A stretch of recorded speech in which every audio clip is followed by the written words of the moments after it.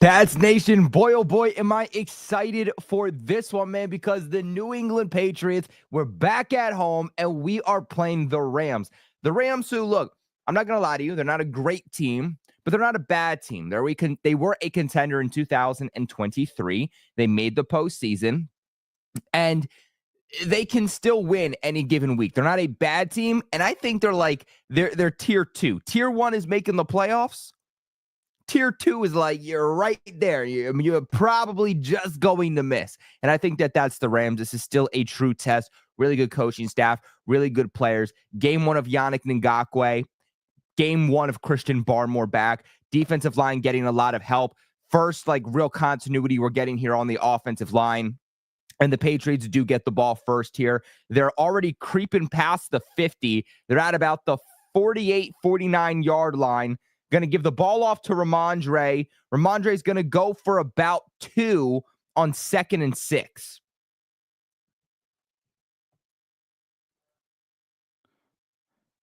Let me also give you guys, see if I can turn this around. Get myself set up a little bit here. There we go. We also have a very interesting inactives list I want to share with you guys. All right, but let's real quick see. So far, the Patriots are 34% on third down this season, and they convert. Drake Maye goes right up to Hunter Henry on a third and 6.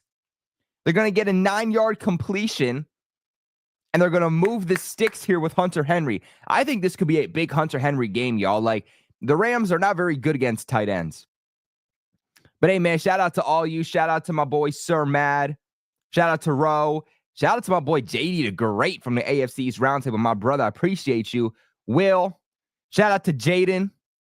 I don't work today, so I can watch the game. Let's freaking go. Better not be watching the Chargers either. Drake Maye. Ooh.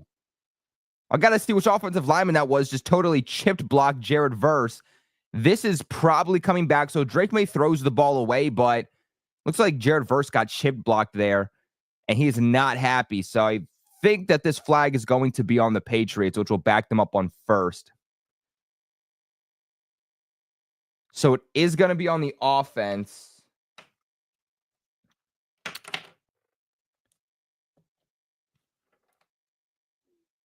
And yeah, I mean, you had Jared Verse come right up the middle there on Michael Onwenu, and Ramondre stays back to block and just goes straight for the legs.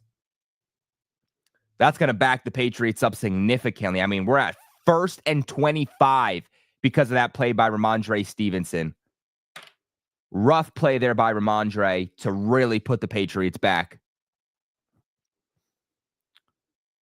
It's going to be replay of first down. The Patriots were across the 50 when they converted on first down with Hunter Henry. Because of that penalty, they're now behind the 50-yard line. All right, on first down, Mondre's going to get a decent gain. They're going to get 11 here. Shout out DTN, Jonathan, Skeletor, my boy Ray. Shout out to Ashton. Shout out to Ice, Dustin, Jonathan. Appreciate y'all for being here and rocking with me here today. I'm hoping for a big game from Christian Barmore or Yannick Ngakoue just to see some type of plays. All right. Drake Maye goes out to Austin Hooper. Hooper slips. He's going to get about a yard. This is going to be 3rd and long. But like I said, today's inactives. KJ Osborne, healthy scratch. Tyrese Robinson, the guard that they picked up from the Vikings just about a week or 2 ago. Dietrich Wise with the foot. O'Shane Mathis, Jaquelin Roy, and Marte Mapu. So Kyle Duggar defensively is back in the game. A lot of reinforcements on the defensive side of the football.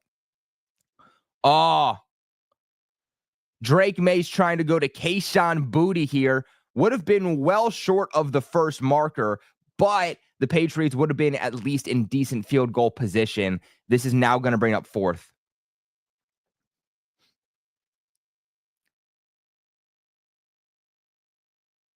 I mean, that was an easy completion there to Kayshon Boutte, and Boutte just totally misses the catch.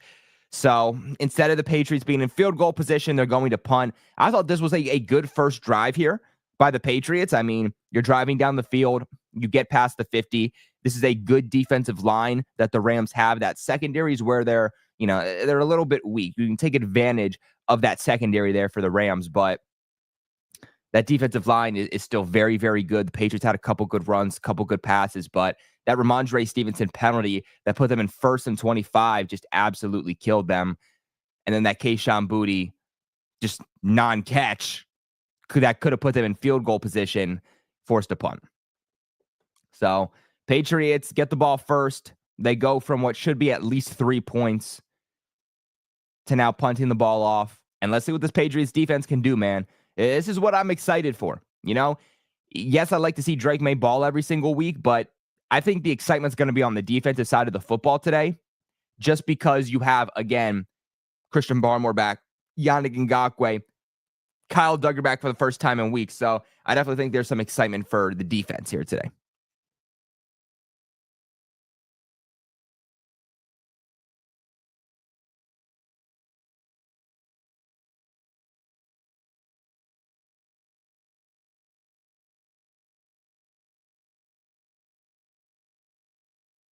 Excuse me, guys. I think I'm coming down with a cold.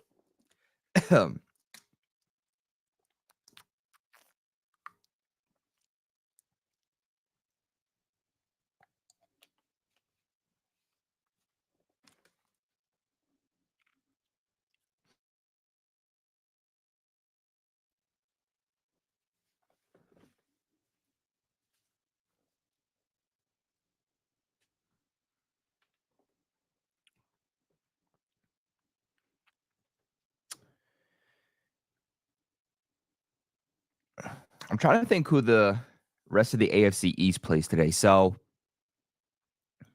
Jets play the Colts. Bills play the Chiefs. Who did the Dolphins play? Why can I not remember?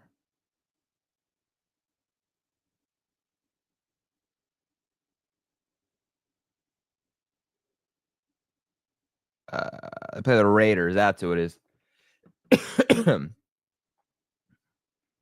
They play the Raiders. I'll be curious to see if the Patriots defensive line can take advantage of that Rams offensive line, just because that Rams offensive line is beat up a little bit. Their unit's not necessarily bad. It's better than the Bears from last week, but let's see. So the Patriots do pin them deep. The Rams are going to start at the 12-yard line.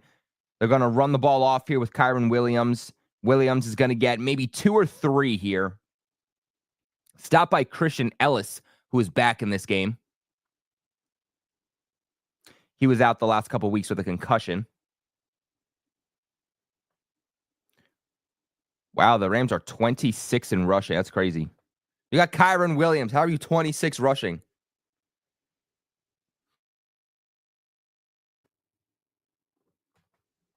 All right, Puka Nacua in motion.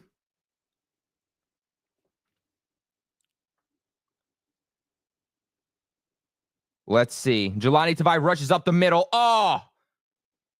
And a big completion there to Puka Nacua. Oh, they didn't tackle him. They didn't tackle him, and he rushed for like another 5 yards. Big game there by Puka. I'm trying to see who this Patriots defender is that got a hand on it or is close. So Anthony Jennings was like this close to getting a hand on the ball. Damn, dude. That would have been a crazy play by him, but Puka Nacua just looks like nobody was covering him. Definitely some type of confusion. Like that was definitely some miscommunication there, which is bound to happen. I mean, Kyle Duggar hasn't been in the game for a minute. All right, they're going to go up here on first down to Kyren Williams. They're now past the 50. He's going to get about 2.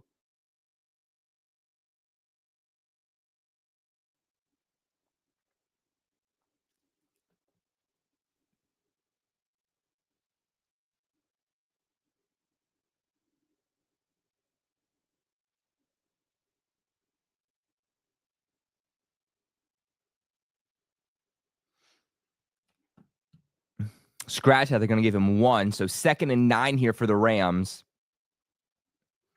All right, they're going to give the ball back off to Kyren Williams. And Christian Ellis shoots the gap, but just misses. Would have been behind the line of scrimmage, but instead Kyren Williams is going to still go up and get a few.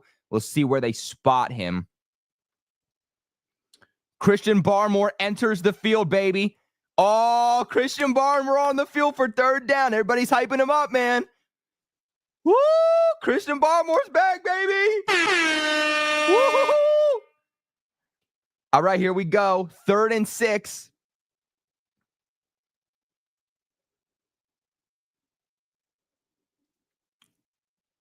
Looks like Yannick Ngakoue on the other side.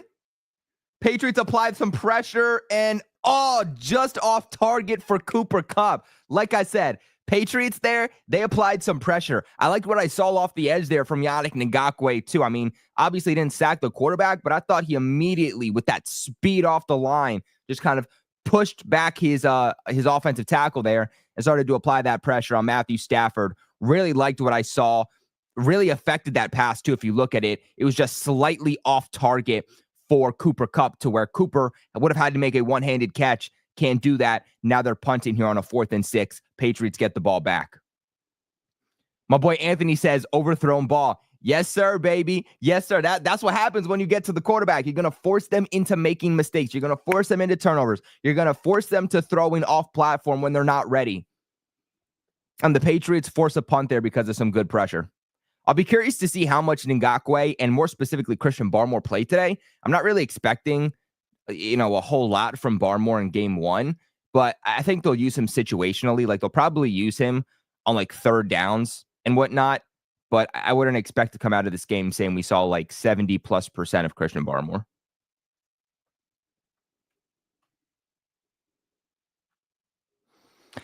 If I'm the Patriots, I think I'm actually putting Gonzo on Puka Nacua. I actually think that matchup makes a lot more sense. I think Jonathan Jones or Marcus Jones on Cooper Kupp, and you can always put safety help over the top because keep in mind too, Cooper Kupp's good, but Cooper Kupp isn't what he used to be, especially from a speed standpoint. The guy that's the most flashy, the guy who's going to make those really tough catches is going to be Puka Nacua. And I would argue that I think Puka Nacua could even be their wide receiver 1 right now over Cooper Kupp. I think Cooper Kupp could dictate more coverage, but I think in terms of who's our number 1 playmaker, I actually think it's Cooper Kupp. Or not Cooper Kupp, but Puka Nacua.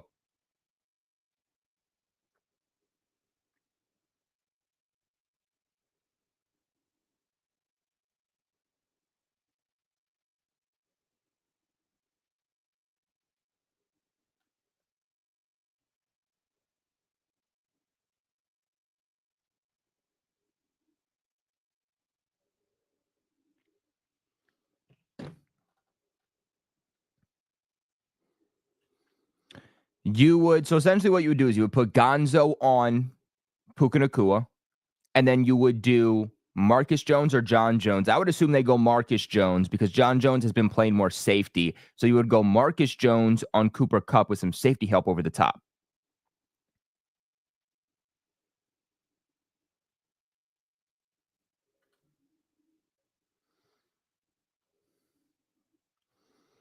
I hope that we get some positive plays from Polk and Booty. Yeah, man, we're going to see how Polk bounces back. We'll see if he can do anything in this game. Last week, he didn't do anything. It wasn't anything special, but we at least saw him get into the end zone, which I think kind of brings back that confidence a little bit. Polk has been in his head ever since that Miami Dolphins game where he had that game-winning touchdown that was called back, which by NFL rules, it really wasn't a touchdown. So it's not like they gypped him of a game-winning touchdown or anything like that. He was just inches close. But he got that touchdown last week. Can that be the turning point for him? We'll see what he can do today because we know the Patriots are still going to give him opportunities. All right, but Drake Maye's back on the field. They're going to set it up here for Demario Douglas. Demario Douglas just puts the juke on Curl, the defensive back for the Rams. And the Patriots on a screen get 14 yards to Pop Douglas. What a move by Pop Douglas. Oh, putting him in a blender. I mean, Curl had him stopped for a minimal gain, just a few yards. And Pop Douglas just puts a juke move on him and spins it up for a 14-yard gain. All right, Patriots close to passing the 40. Drake Maye's going deep. And how was that not pass interference? Looking deep for Kayshon Boutte, just blanketed by the defensive back. You can see that even when guys aren't wide open, Drake Maye believes in giving guys opportunities to go up and have those 50-50 contested catches. If Drake Maye wants to do it this much, I'm not going to lie, put in Javon Baker. Like, this is what Javon Baker came here to do. Kayshon Boutte and Drake Maye have hit on a couple over the last few weeks now, have hit on a couple max long plays. Or I should say deep plays. And you see that every game Drake Maye gives him 2-3 of those opportunities, but he just never comes down with them. I don't think that Kayshon Boutte is this big contested catch threat down the field. I really don't. I think if those are the types of catches, or the types of plays, rather, you want your wide receivers to make, then I think that guy you're looking for is Javon Baker. All right, 3rd and 7 for the Pats. They're going to blitz Drake Maye. Drake Maye stands tall in the blitz, delivers a rocket to Demario Douglas. Demario Douglas off to the races, avoids the hit. He's just going to slide, but a big gain. What a play by Drake Maye. Everyone's going to say Pop Douglas. Obviously a good catch and run by Pop Douglas, but Pop Douglas ran his route. Drake Maye put the ball where it needed to be, but a beautiful play by Drake Maye there. Drake Maye was getting blitzed, multiple defenders in his face. He knew he was going to get hit. Most quarterbacks, no hit on Jacoby. He would have done the same thing here, would have taken the sack with pressure in their face. Drake Maye stands tall in the pocket, sees the blitz, but delivers a rocket to Demario Douglas despite knowing that he's going to get hit. They're going to set up on 1st down a screen here for Austin Hooper. Austin Hooper not being brought down. He's going to get an extra few yards, and the New England Patriots get another 1st down. Wow. I mean, this drive so far has the Patriots cooking. S27 says, where do I watch it? So I have the NFL package, which is like overly expensive. And so that's how I'm watching it. But man, Austin Hooper with like 4 defenders on him, just keep dodging dudes off of him.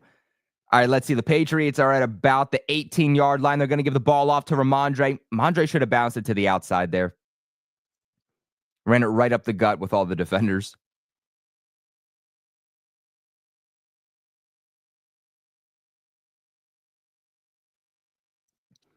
Anthony says this is the drive they need to get into the end zone.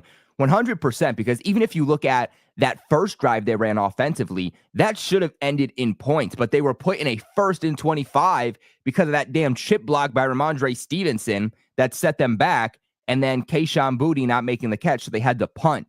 It was a good first drive, but they killed themselves. They're immediately in field goal position, but you got to get 7 when they give you the opportunities. Touchdown! Touchdown! Kendrick Bourne! Yeah, Kendrick Bourne, baby! KB's back! Let's go! Let's go! Oh, that's a KB sighting, baby! Oh, he's back! Oh, man, you see Drake Maye dancing with KB. That is a thing of absolute beauty.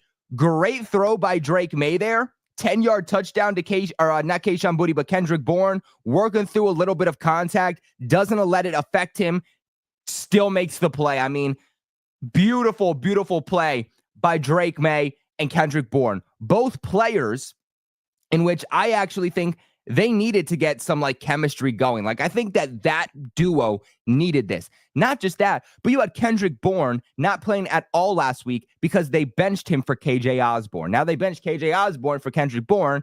Kendrick Bourne drives down the freaking field on your second offensive possession and gets into the end zone. That's why you don't bench Kendrick Bourne. How long have I been telling y'all?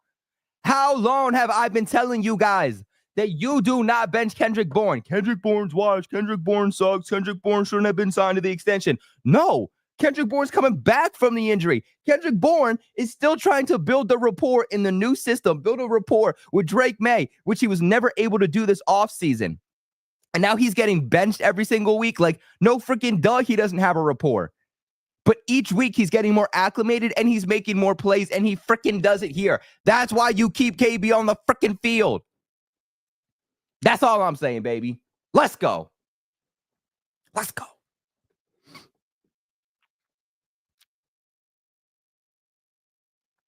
But Patriots go up 7 here, and we'll see how the Rams respond. Everybody is hot in the chat, man. I love it. And the thing, too, is that the Patriots were driving down the field methodically.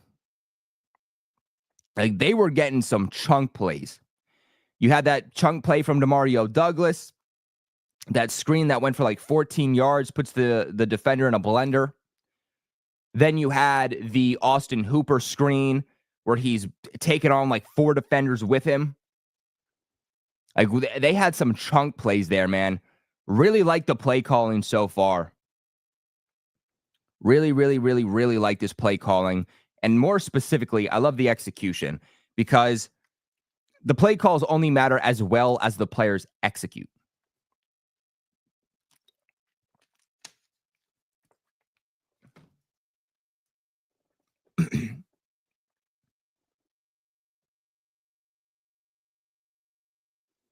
Skeletor says, let's build on that. Yes, sir. We're going to need more than just that.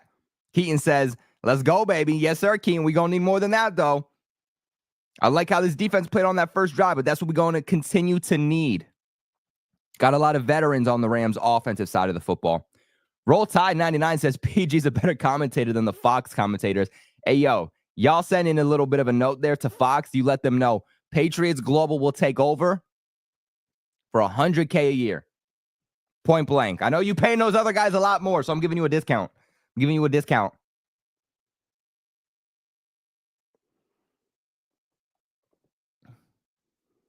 I had Drake Maye as the top quarterback coming out of the draft, and people laughed. Okay, I'm in the Carolinas and watched him for 2 years.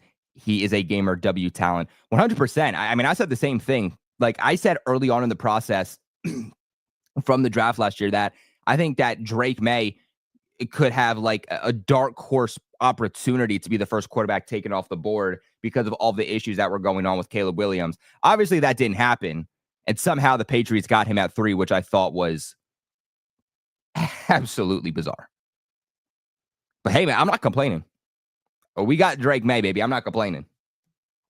It's just one of those situations where you're going to look back and say, how did the league allow that? Like, how did the league allow the Patriots to get a great quarterback? But all right, let's see. The Rams are going to start just past the 25, 27. Kyren Williams gets the ball. Kyren Williams with a hole. Kyren Williams still going. Nobody tackling Kyren Williams. All right, and Williams is just shy of the 50 already because nobody decided to tackle him. Big run by Kyren Williams. He just bounces it through the middle. Kyle Duggar has an opportunity to tackle him, totally misses. Jelani Tavai comes from the back and just ends him in his place. Really, that run was met because of a Kyle Duggar missed tackle. All right, they're going to give the ball off to Kyren Williams again. Patriots won't allow the same thing to happen, but still a good run. They're going to get, or he's going to get rather, about 4.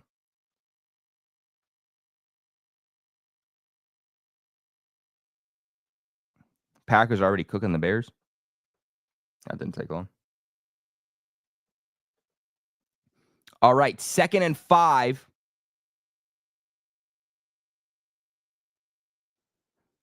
Second and 5. Let's see what they do. Are they going to go back to the run?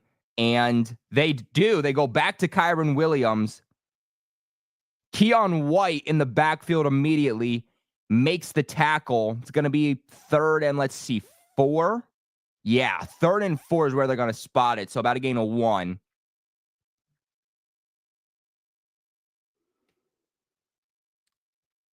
Great play by Keion White. I mean, Keion White immediately in the backfield. For a guy his size, the speed that man has. Aaron Rodgers is 1 of 4. Classic Aaron Rodgers. All right, 3rd and 4. Got to think that this is a pass. And nope, that is going to be a timeout for the Rams. First timeout. You got to think that it is some type of pass, whether it's a screen, whether it's a slant, just something quick, something that Stafford can, just get the snap, get the ball out, and just pick up the first.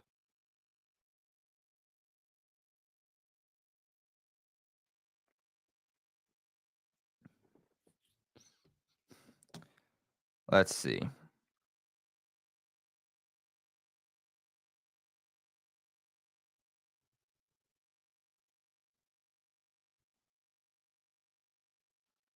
I need to see that video of Drake Maye dancing with Kendrick Bourne again, man. That was hype. Is this the video of them dancing? Oh, KB? Are you kidding me? KB and Drake Maye got that handshake finally. Let's go. All right, 3rd and 4. Stafford's going to pass. Stafford under pressure. Oh, that was almost a strip sack, almost an interception. The Patriots are getting pressure, baby. Let's go. Oh, hopefully Marcus Jones is okay. He's down, but maybe just because he tried to slide for the interception. Christian Barmore already freeing up players. Christian Ellis comes off the edge, but Christian Barmore gets the pressure. He's already requiring, double, triple teams, and he's already making an effect. This pass rush, guys, and Marcus Jones is still down on the field, so something to monitor here. But look, I know that the Rams don't have the best offensive line in the league, but it's still better than what we saw from the Bears. And the Patriots are getting really, really good pressure so far. Like I said, you had Christian Barmore back here on the 3rd down. I really do think that they're going to use him situationally in this game, more in certain packages, more specifically 3rd down packages when it matters the most. But yeah, Marcus Jones is down. Not sure what happened there. I'm not sure if he was the one that slid, because Christian Ellis comes off the edge, immediately gets the pressure. Stafford almost gets strip sacked, but throws the ball, and you just see a Patriots defender dive forward to try and make an insane interception, but they miss. And it might have been Marcus. We just have to see.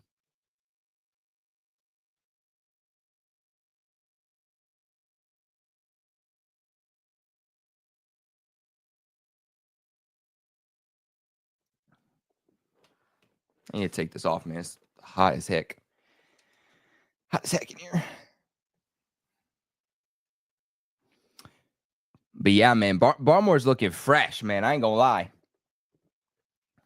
I'm liking what I'm seeing from Barmore.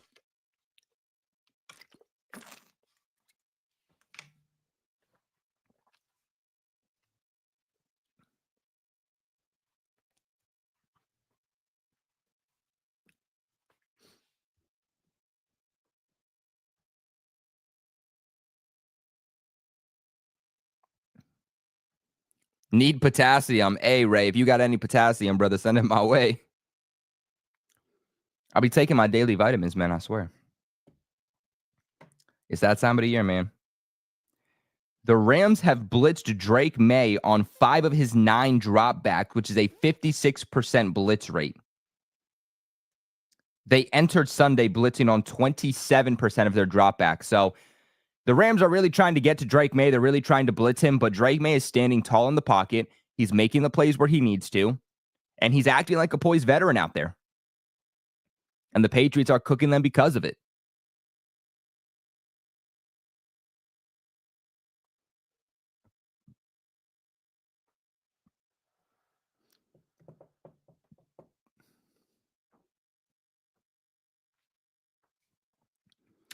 Rose says, didn't Barmore and Jennings play together at Bama? So Jennings was drafted 2020. Barmore was drafted 2021. So some layover there for sure.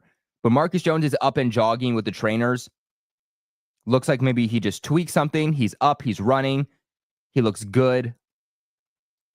Looks like maybe just tweaked something. Had some cramps.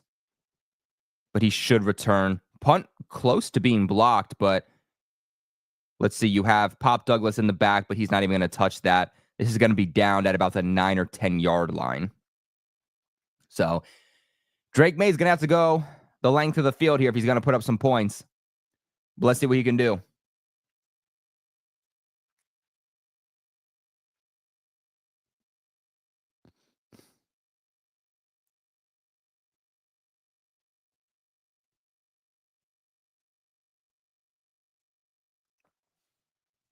Good thing there, too, for Marcus Jones is, hopefully the offense can stay on the field for a little bit and, can give the defense a little bit more time here. But, all right, Ramondre Stevenson up the middle for, it's going to get about 4 here, 4 or 5. See where they spot it.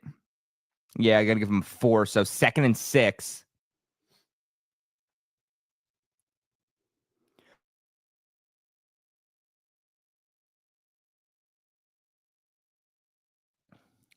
Dude, I don't happen. I woke up and my allergies are like, no reason. I was fine before. All right, 2nd and 6. Let's see what they do. They're going to go up over the middle here to Hunter Henry, who gets the first down. 14-yard gain for Hunter Henry.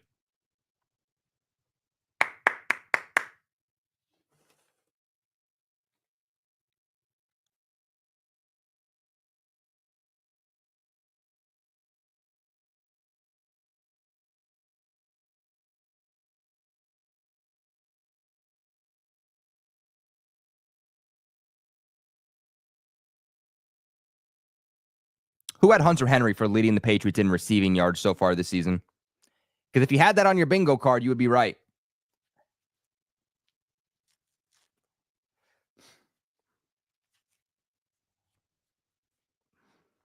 Let's see. We got about 1 minute and 20 seconds left in the first quarter. 2nd and 6 here after another Ramondre run for about 4.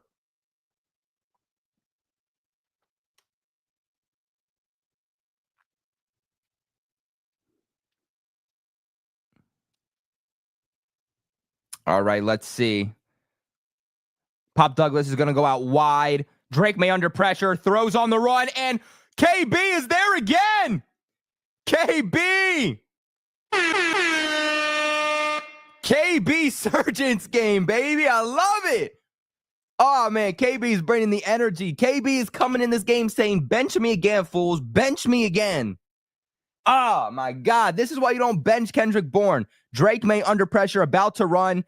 He sees that Kendrick Bourne is open and just goes to his reliable target. He's building that trust right now with Kendrick Bourne, and Kendrick Bourne is getting hyped, not really understanding which way he points for the first down, but nonetheless, first down, and he's up at 30-some yards now.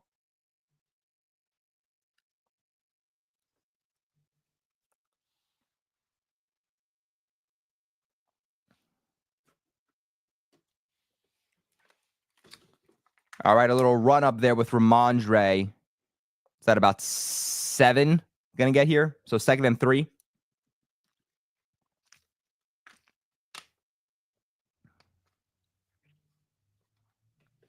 We're cooking, baby! Woo!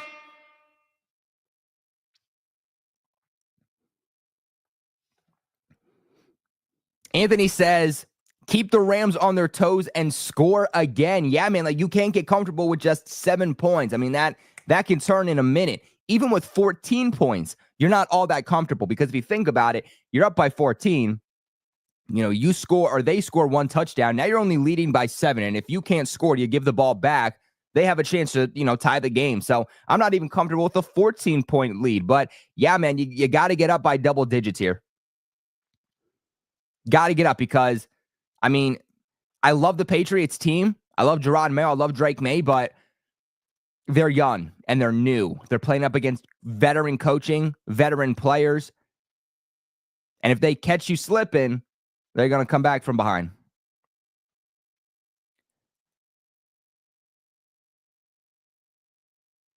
By the way, that 7-yard run was from Gibson. Thank you guys for the correction, not Ramondre.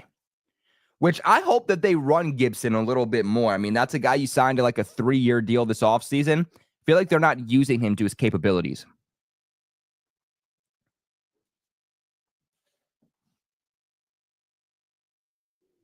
Wow, Jerry Jeudy just went for an 89-yard touchdown. Drake Maye in the first quarter, 9 for 11, 116 yards and a touchdown. Wow, he's 0.56 EPA. So an average EPA is 0. So he's well above that.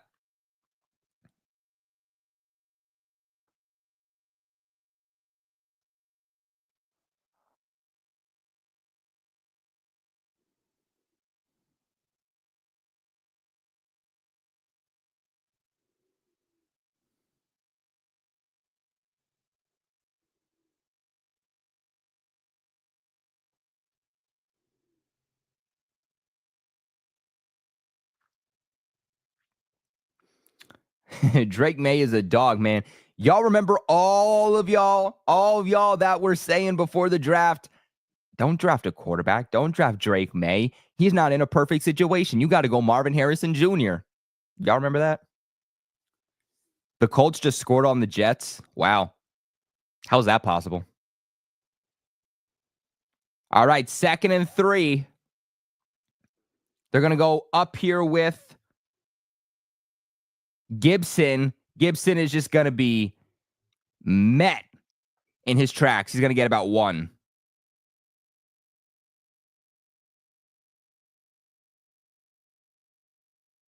Patriots are winning time of possession just under 10 minutes to the Rams 5. A big 3rd down play. It's 3rd and 2.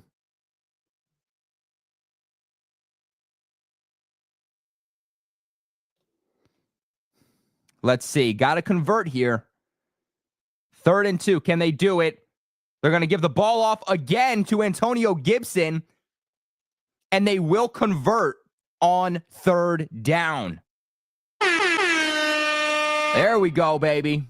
That's a New England Patriots first. I got to get like a little, got to get an audio thing where it says like 1st down. I had to put that on my to-do list. I got to get like 1st down, touchdown. That'd be dope. That'd be dope. All right, but Patriots, fresh set of downs here. 7 plays, 54 yards. They're just over 4 minutes on this drive. Drake Maye dumping it off here to Antonio Gibson. Gibson's going to get 3 maybe.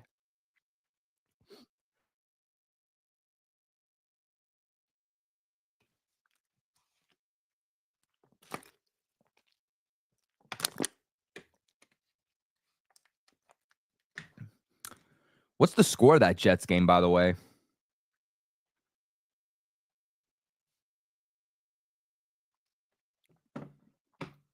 All right. 2nd and 7. Drake Maye's over 100 yards. Drake Maye under pressure. Fires to... fires to Jaheim Bell. We have a Jaheim Bell sighting. Drake Maye goes right up to Jaheim Bell. Jaheim Bell has it and then just drops the football. He just lets the defender get a hand in there. I mean, Jaheim Bell had an opportunity, man, to get more snaps, and if you can't be reliable, he's not going to stay on the field. So that was a rough play there. 3rd and 7. Flag on the play. Drake Maye's going to go out to Hunter Henry. Ooh. Hunter Henry gets bodied. But he's okay. But again, there is a flag. Let's see. Could be coming back. Might be on the O-line. Let's see where they call this. Illegal formation on, who's that, Michael Jordan? No, Vidarian Lowe. So illegal formation on Vidarian Lowe. That's going to set the Patriots back. Great off-script play there by Drake Maye, though. I mean, on the run, finds Hunter Henry, big play down the seam. Would have been a first down, but all right, they're going to get another chance on third down, but it's going to be 3rd and 12. All right. Oh, pass batted at the line. There's a flag on the play.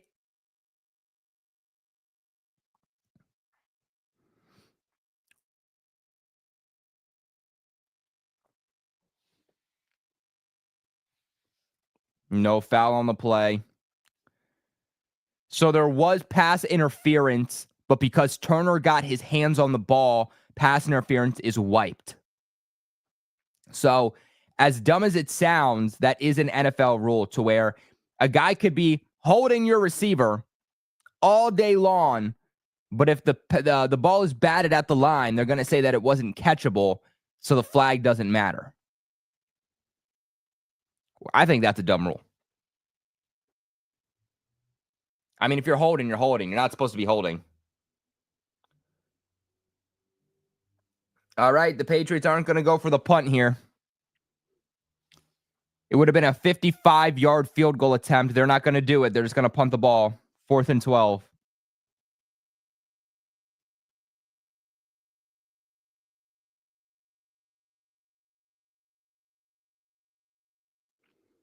Patriots are taking a long time.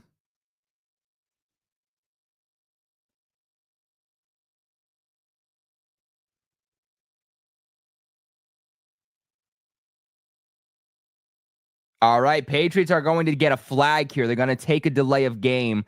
What they're doing here, I know people are going to say it's stupid, but what they're doing here is they're trying to give Bryce Behringer a little bit more room to punt the ball so that he can just boom the thing. But also, they wanted to see if they could get the Rams to get offside. So if they did, it would put them in a little bit more of a manageable position. Obviously, they don't do it. Pins the Patriots back now in a 4th and 17, but gives Bryce Behringer a little bit more room to punt here. So 4th and 17.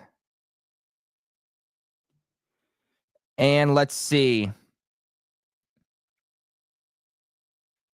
It's going to go in for a touchback. Patriots just missed downing it in the 10.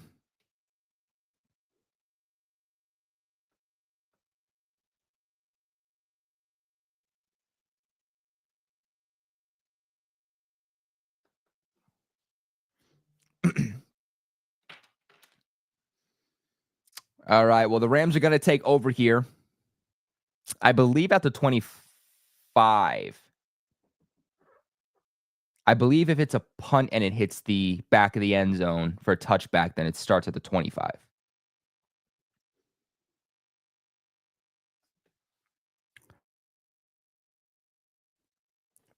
Kind of surprised they didn't give Joey Sly that 54-yard field goal attempt there.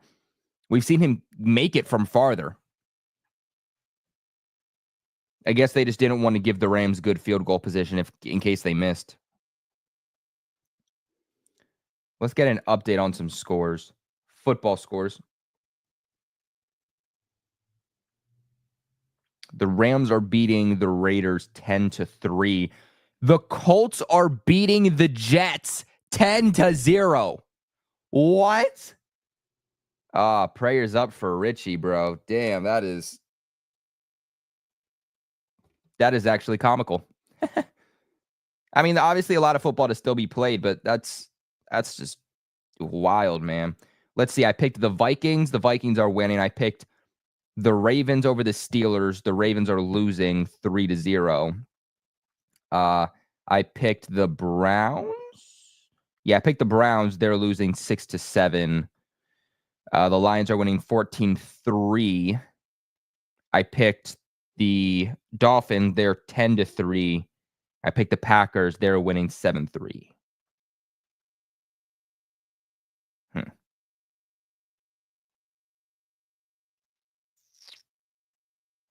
Interesting. Dude, if the Jets can't beat the Colts, though, like, I'm not even hating on the Jets right now, but, like, if you can't beat the Colts, like, Like, how do you make fun of any other team?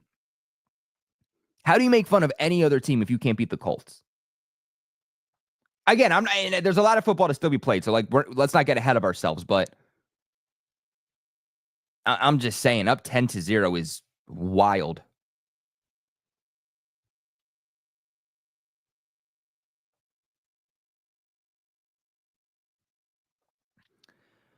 All right, Puka Nacua in motion.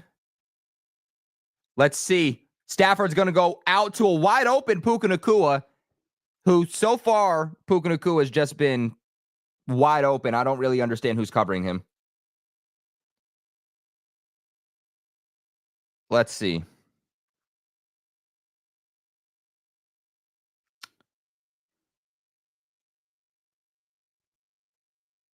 Why do we have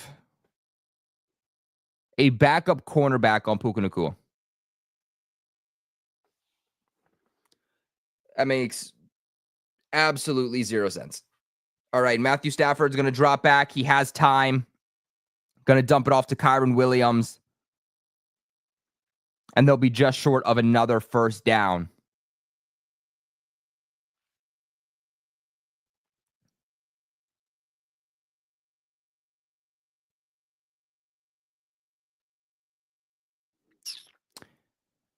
I'm pretty sure that oh my gosh, what's his name? I keep wanting to say Marcellus Dial. That's just not who I'm thinking of. Marco Wilson. Marco Wilson was the one that got burned there.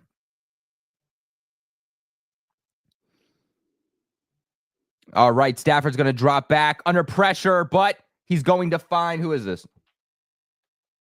Robinson? He's going to find Robinson for a first down, and right now Stafford is cooking.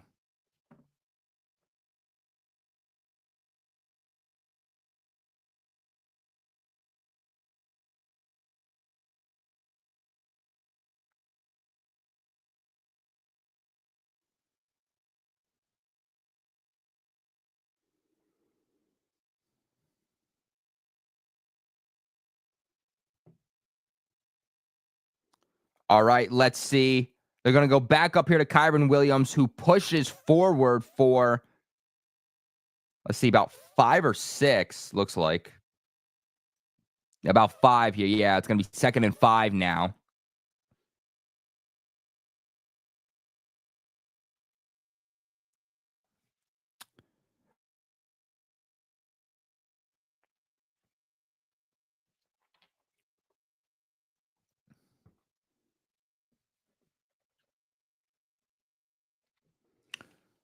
All right, let's see. Another dump off, and Kyren Williams is going to bounce it to the outside, and nobody's there. All right, this is going to be already in the 25. Defense is getting cooked right now, man. It's actually going to be Blake Corum who bounces it to the outside. The rookie from Michigan.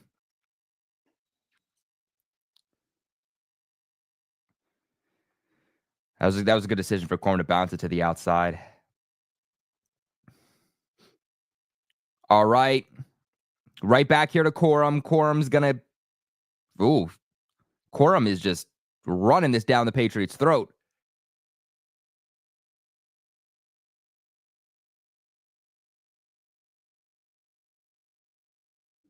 Christian Barmore with the tackle here, though, after a gain of about 6.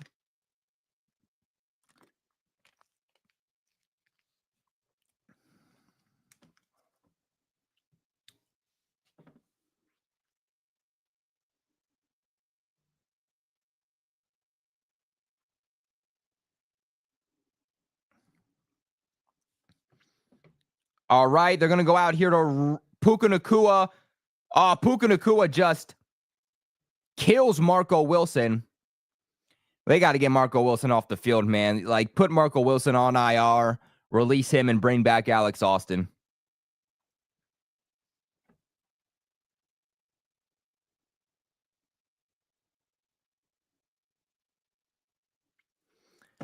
Rams are about to punch this thing into the end zone. They're going to run it here with Corum on first down. They're not going to get it. Stop by Tavai.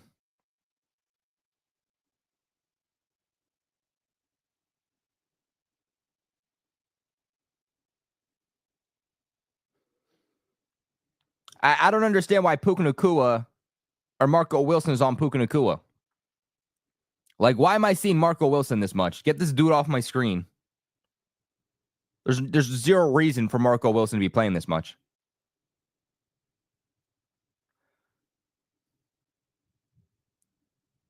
All right. They got 2 tight ends on the field here. They're going to go out here and touchdown Cooper Kupp. I mean, that was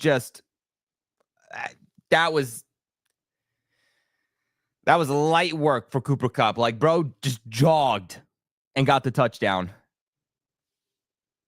So great defense through the first 2 drives here for the Rams. And then in this drive here, the Patriots defense just caught lacking. They had Del Pettis, and who is 16?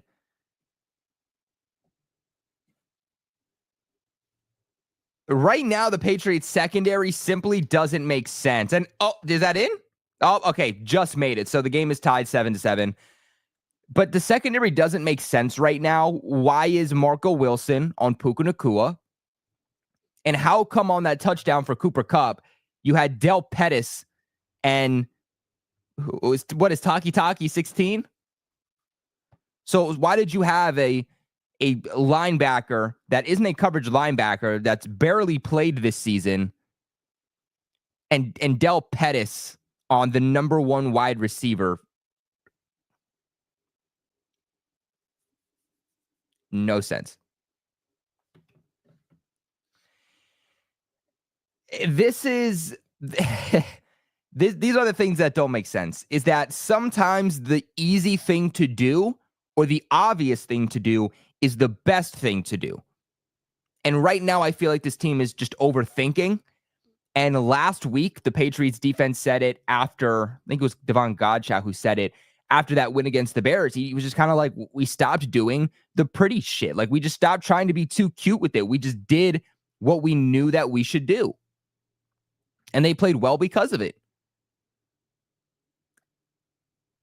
It should be obvious, man. It should be Christian Gonzalez on Puka Nacua. It should be either Marcus Jones or Jonathan Jones on Cooper Kupp. Don't be putting safeties on either of these guys. Like, respectfully, Kyle Duggar hasn't been good in coverage. He's been very, very wish-washy. Why we're putting, again, a UDFA safety on one of the 2 top receivers in the league is just a recipe within itself for disaster.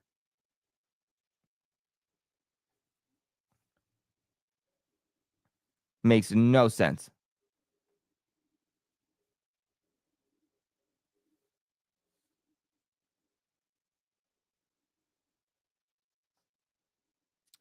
But that's just me.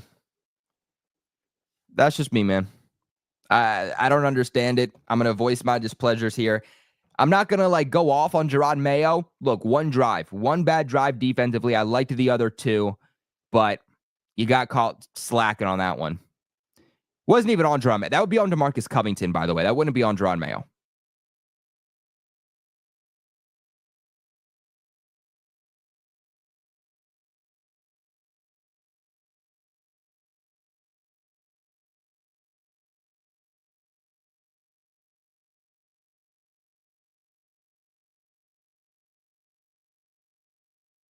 Patriots muffed the ball here with Javon Baker. That's a great way for Javon Baker to not stay on the field as a returner, is by just dropping the kick. Yeah, Javon Baker's upset with himself. You could tell that they're not going to trust him back there after plays like that.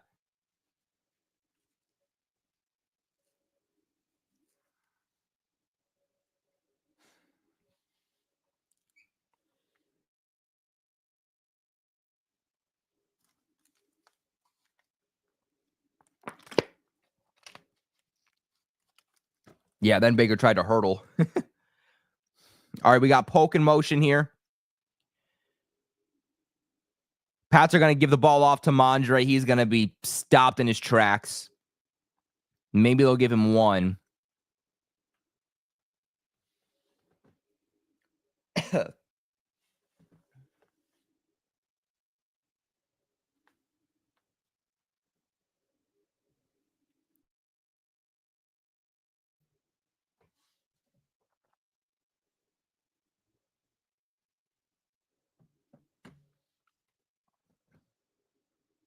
All right, 2nd and 9. Drake Maye is going to go out here to, who is this? Austin Hooper. They're going to be shy of a first down. But they make it 3rd and manageable here on a 3rd and short. 3rd and 3, so this opens up the playbook significantly more.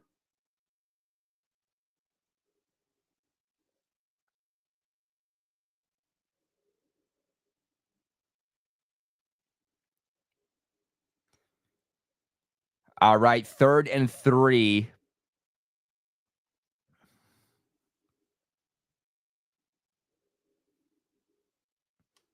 All right, Jaco drops back. Oh!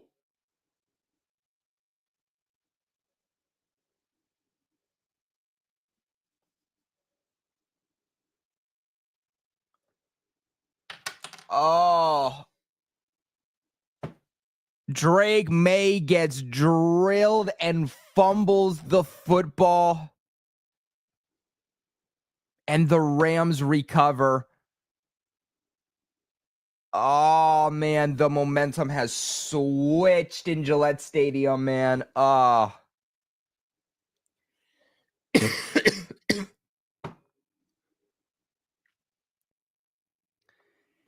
This Rams team is one of the best in terms of strip sacks, getting to the quarterback, making plays, and they do it on Drake Maye right here. Ay, ay, ay.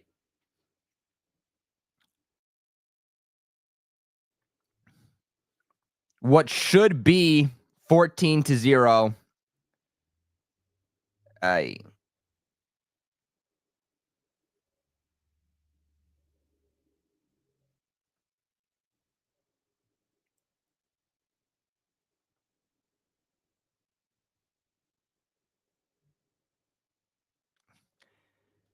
Well, there was no reason for Drake Maye to slide there. Drake Maye just got, Drake Maye was going to pass. He was in the pocket, and he got drilled. He got drilled hard. Damn, man. Come on.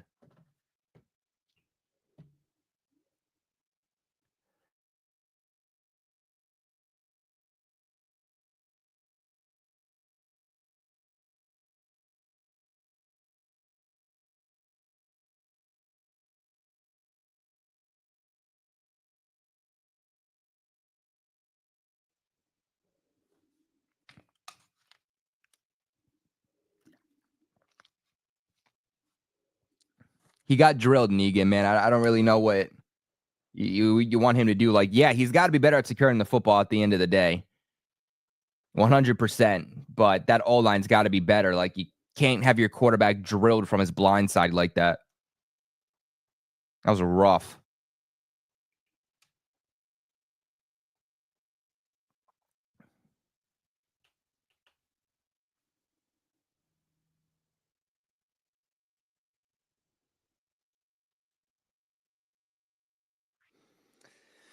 Man, I always say this to you guys. I think momentum is real in football.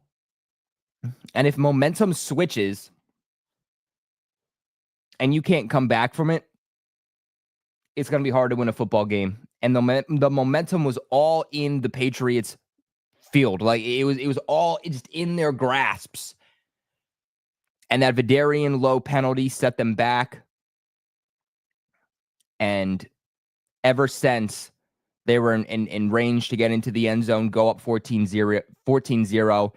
They elected to punt on a 54-yard field goal attempt. Rams go down.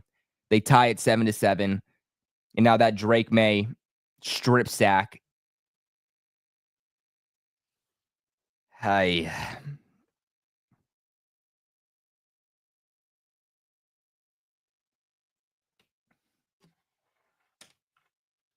All right, man. Let's see how we bounce back here.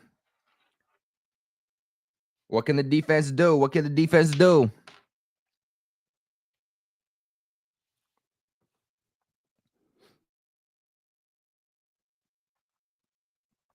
Stafford's going to Nacua. Did Nacua get that? Oh, Nakua's hurt. Nakua's hurt. Oh, nope. Nope. Okay. He's hurt. He messed up that elbow or something. Yeah, Nakua's down. Nakua's down. Nacua gets the touchdown. Matthew Stafford had pressure on him.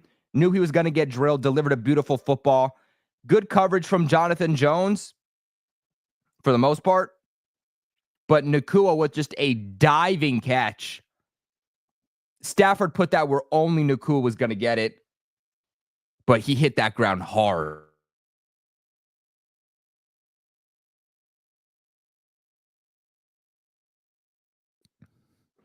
Nakua's still down.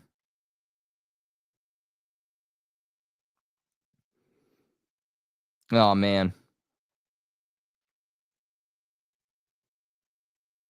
Nacua still down.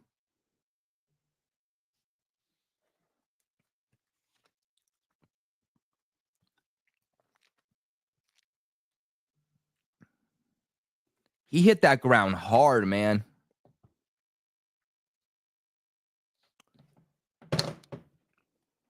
Let's see an update on these scores, football scores. The Colts are now up 13-0. Other than that, things haven't moved that much. 10-3, Miami versus Raiders. Wow, the Colts, though, up 13-0. I did not have that on my bingo card. Neil, what's going on, buddy? I feel like I haven't seen you in a minute, brother. Let's see, though, man. I don't know. Usually when players get the wind knocked out of them, they're not down for that long. Like, he got up. Like, he immediately got the touchdown. He was, like, grabbing his elbow. Was down for a minute. Teammates come up. They try to help him up. He gets up, grabbing his elbow still, and then just goes right back down. And then he's just staying down for, like, the entire commercial break. Even had McVay come out trying to check on him. I don't know, man. But that would be a huge injury.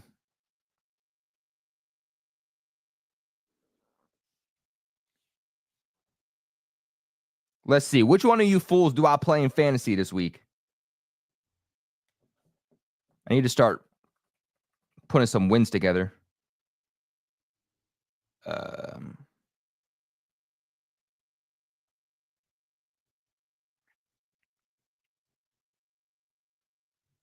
I'm confused. Is George Kittle playing?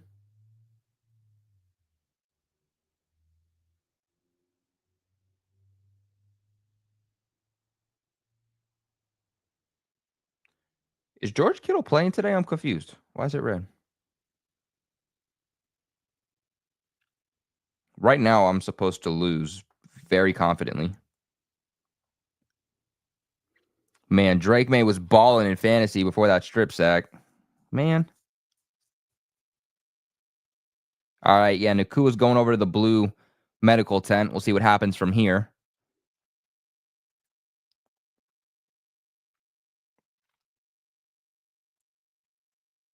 When did the 49ers play?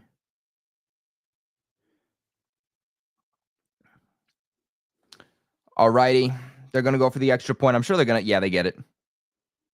Yo, their kicker has been very lucky because on both of his extra points, bro has been like a centimeter from missing. Like, it is only a matter of time before this kicker misses something. Honestly, I wonder if the Patriots elected to not go for the field goal and decided to punt on that Vidarian Lowe penalty. It was like a 54-yard field goal attempt. I wonder if they didn't go for it because of the wind. Because the wind seems to be some type of a factor. Yo, tell me why Puka was smiling after the touchdown and then just like randomly remembered, oh, I was hurt. What a turn of events.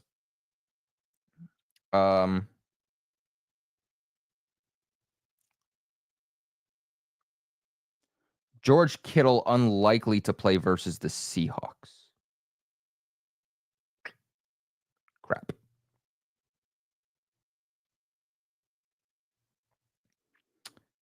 Wish they would have told me that before. Damn it, dude. I guess I could pick up the Dallas tight end.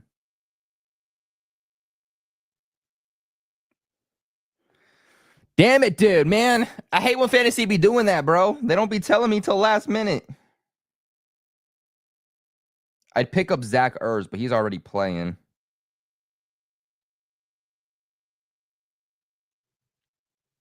I guess I'm going to have to go with Ferguson. Damn it, man.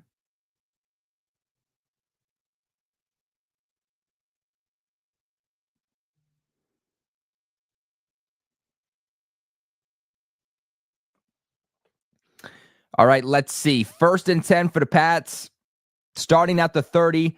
They're going to give the ball up to Ramondre. Ramondre is going to try to bounce it here to the outside. Ramondre, really good run here, is going to get about 11. Nice little run there.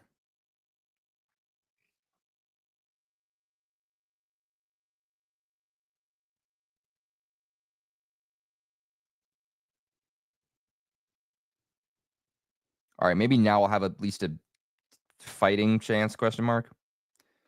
Ooh, I should not put the Bills defense in this game.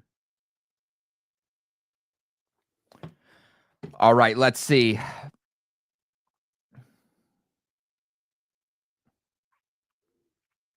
Drake Maye has time. He's going to go out wide, make a play, and he's just going to throw the ball away. Nobody downfield, nobody there to make a play. He avoids the pressure, but nobody downfield. So I have the Bills.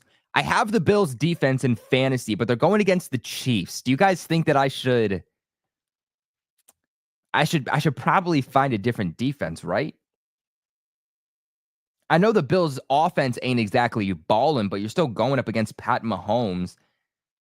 Should I do the Texans defense against the Dallas offense, maybe? Oh, Drake Maye's going to go out here under pressure to Hunter Henry. Might be incomplete, though. Looks like that ball popped out. Yo, why he's spanking Jalen Polk? What up with that? Holding on Vidarian Lowe again.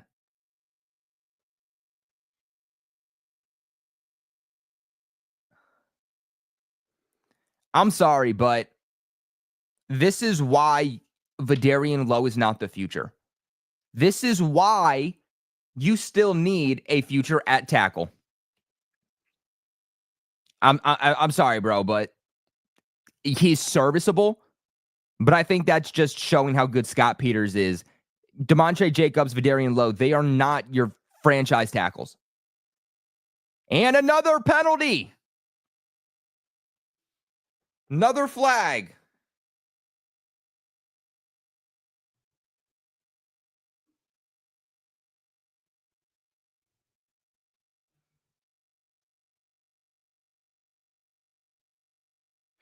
Encroachment.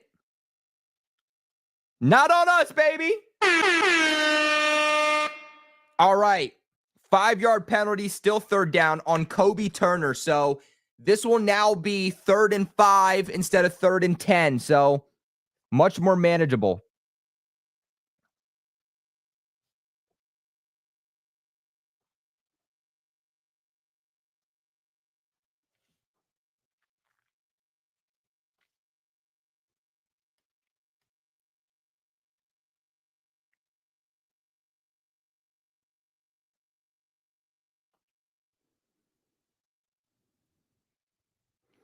All right, let's see. Drake Maye's going to drop back.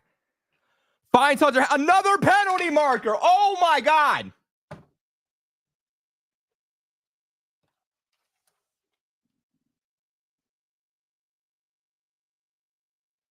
Also, on that encroachment call by Kobe Turner, Usually you give the team a free play. You don't call it dead.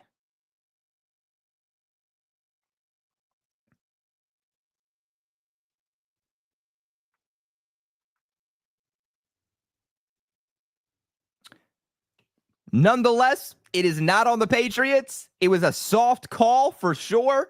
But you know what? You basically gave them a free play before, so you might as well give us a free play to make up for it. All right. Going up to Pop Douglas for another first down. Drake Maye immediately pressure in his face, delivers a rocket up the middle to Demario Douglas. Nice little slant there. Nice little RPO. We know if the Patriots can just open up the run game, that'll give them more run pass option opportunities.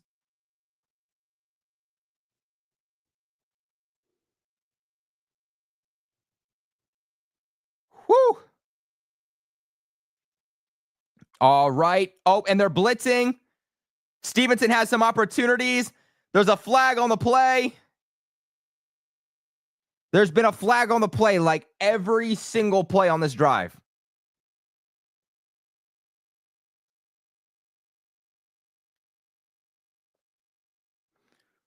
Face mask on Ramondre Stevenson. On McCullough, that rookie defensive player for the Rams gets a face mask on Ramondre, which just was not needed in the slightest. But I'll take it, man. I'll take it. 1st and 10 Patriots.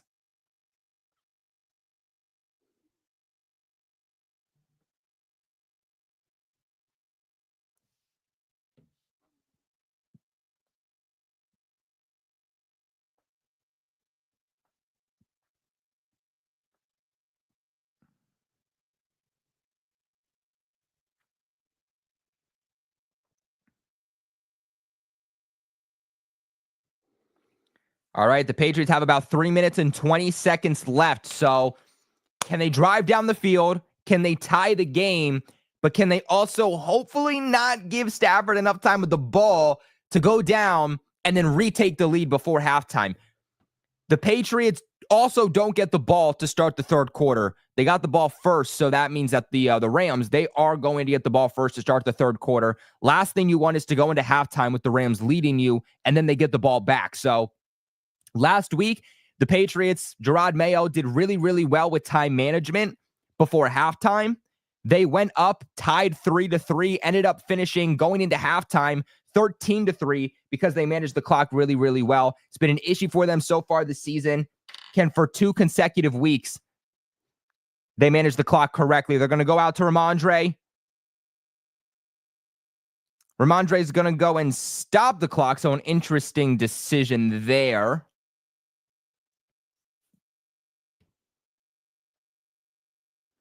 I feel like there you probably want to stay inbounds if you're Ramondre Stevenson. Why do you want to stop the clock?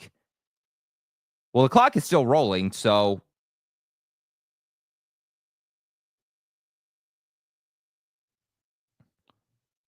looked like he went out of bounds, but the clock is still running, so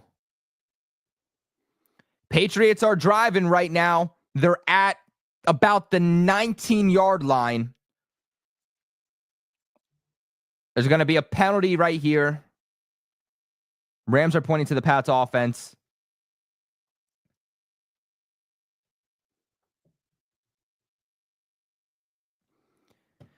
False start on DeMontre Jacobs, the right tackle for the Pats. Or not DeMontre Jacobs, rather, the left guard for the Patriots, Michael Jordan, excuse me.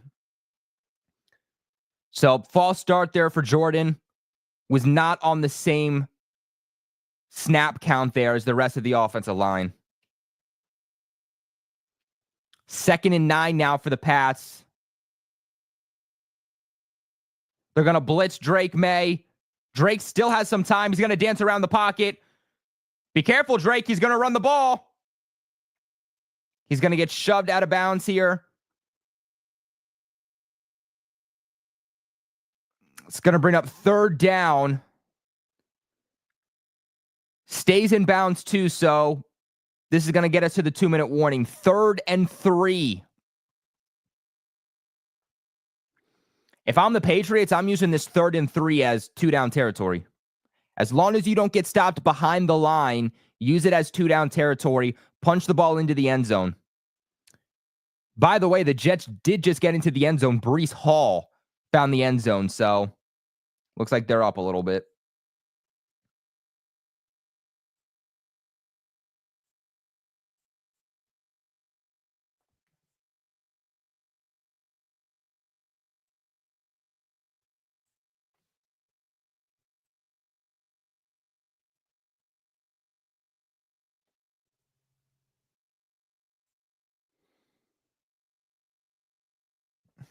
Man, I'm really projected to get killed in fantasy this week, man. Damn.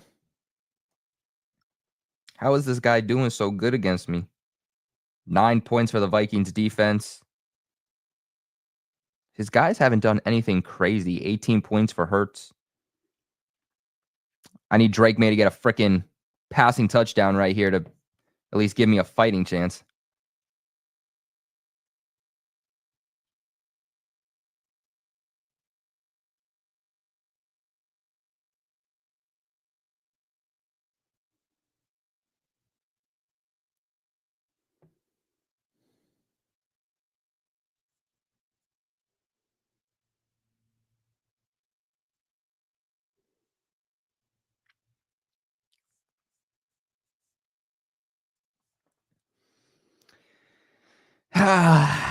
All right, y'all. The Bears are beating the Packers. Didn't Jordan Love throw 2 interceptions already? Football scores. I think Jordan Love leads the NFL in interceptions. Yep, they are. Chicago's winning 10-7 right now. It's 10-6. Miami versus Las Vegas. 13-7. The Jets versus the Colts. 28-3. The Jags versus the Lions. That's an absolute massacre. The Browns are losing to the Saints. And the Vikings are beating the Titans 13-3. I'm really surprised that who am I thinking of? The Vikings, is it? Football scores. Or the Ravens, rather. I'm surprised the Ravens haven't scored a single point so far. Man, Mike Tomlin is the top 10 head coach of all time. It's not even up for debate.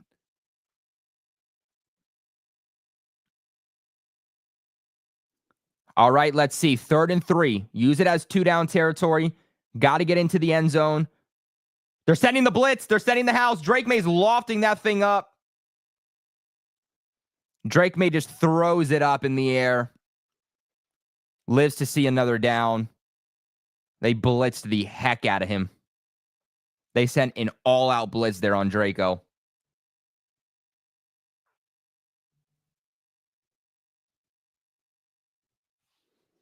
If I'm Drake there, I would have sold that play and pretended like I got hit harder. See if you could have gotten a roughing the passer call. They're not going to use it as 2-down territory. They're going to take the field goal in hopes that their defense can make a big stop and get the football back. They're going to try to make this 10-14, take the points where they can get it. And Joey Sly is perfect up the middle. This is now a 14-10 game in favor of the Rams. They're going to get the ball back here with about a minute, just under a minute and 50 seconds left and 2 timeouts left. So they have more than enough time to drive down the field. Defense is going to need to step up, get the ball back to the offense in hopes that the offense can hopefully take the lead going into half.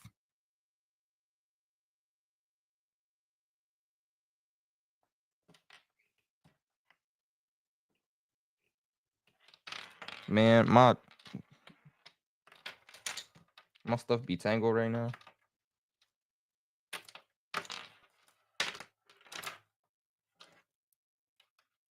This is just... I got to get new AirPods, man.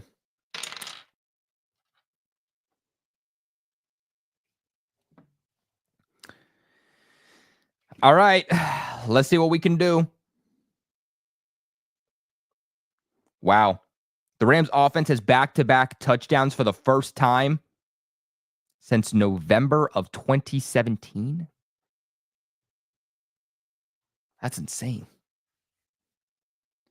Hey, man, if anything's going to happen, it's going to be because of the Pats, man.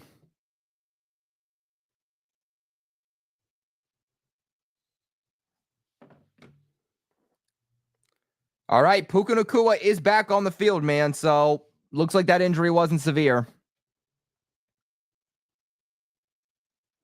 I don't know how that injury wasn't more severe, man. He was down for the count.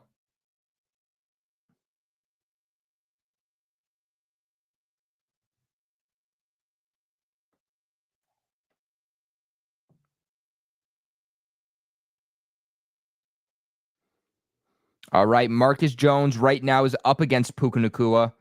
Puka's in motion, though. They're going to run it up here with Kyren Williams. Williams with a really, really good run. I'm going to give him like 7 here, probably. Yeah, they're going to give him exactly 7, 2nd and 3.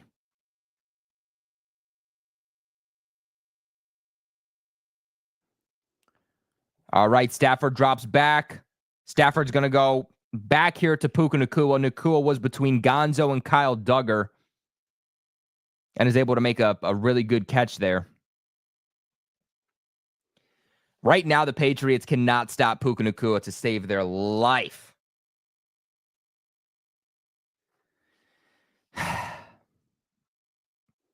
All right, Stafford drops back. 0 pressure from the Patriots. Yannick Ngakwe's there, but getting double teamed. There's a flag on the play.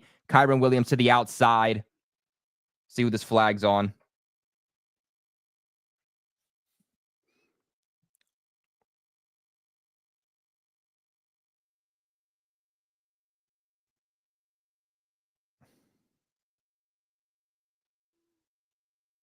Illegal contact on Christian Ellis, so that's going to be on us. Illegal contact, man. Gerard Mayo not happy on the sidelines with that.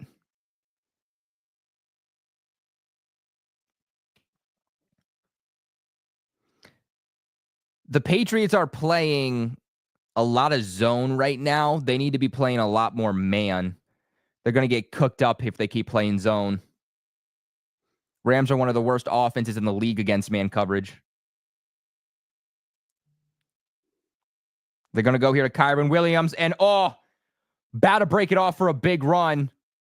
Stopped there by Christian Ellis, though.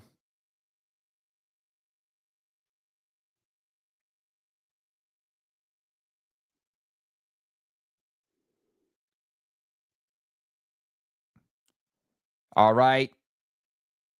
Was looking for Tutu Atwell there on 2nd down. It's going to bring up 3rd and 6. 57 seconds left. 2 timeouts for both teams remaining. Patriots got it. If they can get a stop here, they force a punt. That would give New England the ball back. Got to get a stop here. 3rd and 6. You're going to get Barmer on the field here. You're going to get Yannick Ngakwe on the field here. Patriots look like they're about to send an all-out blitz.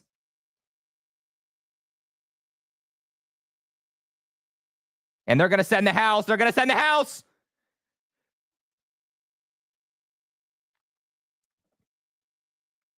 And I thought Cooper Kupp got it. Cooper didn't get it. He's going to be a yard short. Tackled by Anthony Jennings. Ooh. Stafford's looking to get him. And, they're trying to get him off guard. Can they stop him? And they can't stop him. No. They go for it on 4th and 1. They try to catch the Patriots lacking, and they do it. If I was the Patriots, I would have taken a timeout there. They even had Gonzo with that cornerback blitz.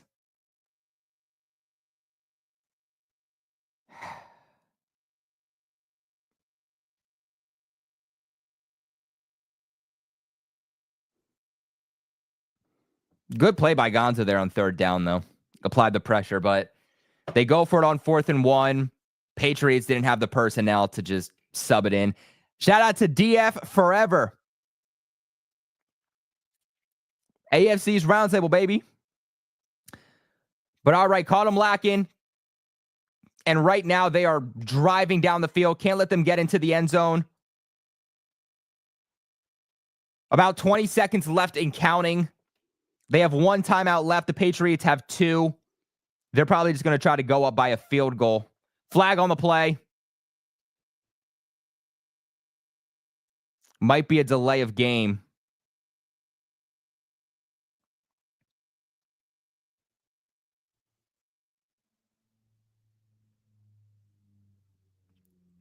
False start.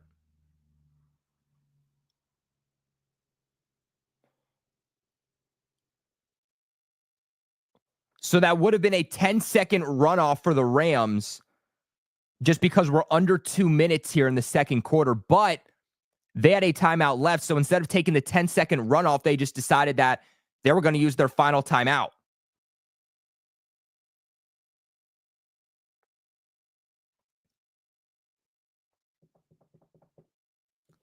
So they have 16 seconds left. So they have time for maybe one play, spike the ball, go for a field goal if you don't get into the end zone. But maybe more than one play if they are methodical about it.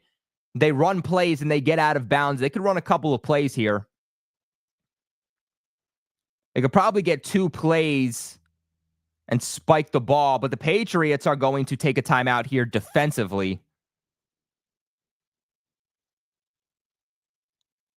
Let's keep in mind, I mean, this kicker for the Rams, man, made both extra points, but it was close, man. Like, he was centimeters away from both of those extra points from missing.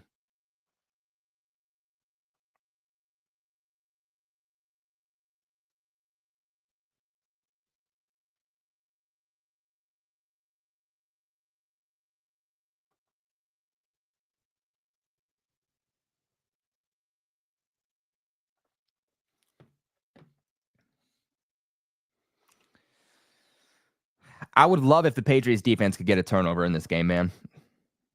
That's where we've been lacking defensively. All right. Puka's in motion. Oh, crap. Puka's against Marco Wilson. Yep. Puka Nacua.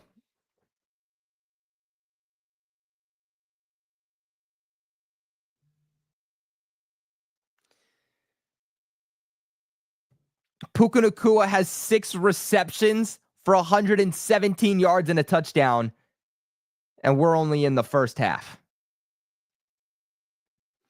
You know that the biggest player you have to take away is Puka Nacua, and you're letting him cook you. Terrible, terrible defensive game plan.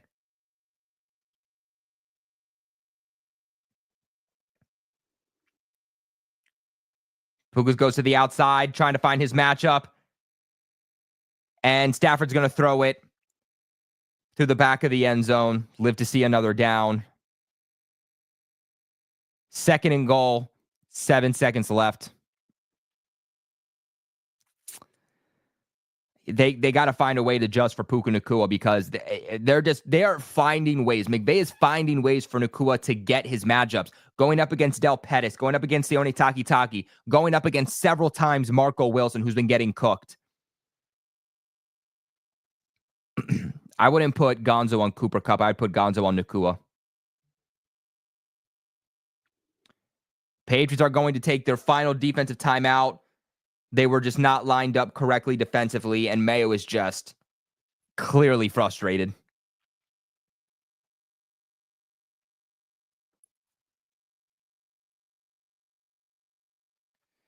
See, like, why is Gonzo covering Robinson? That's like wide receiver 3 for their team.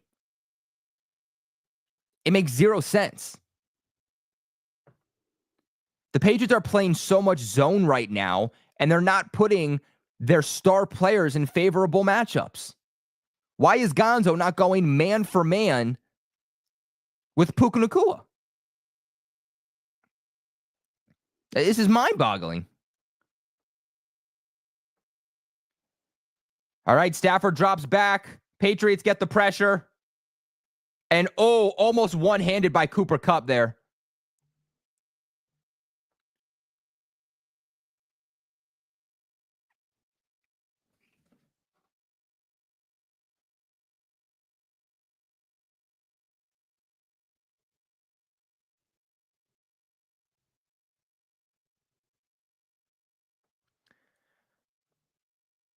All right. Let's see. Like I said, guys, they're going to go. They're going to go for the extra or the field goal here. They're going to try to go 17-10. He has been very close to missing both extra points. And he misses! Wow! I told you guys, man. I told you guys. I told you, this is not an easy chip shot field goal right here, man. Their kicker has been very close to missing on those extra points. And he misses an easy chip shot field goal when the Rams drive down the field. This is going to finish going into half at 14-10. Wow.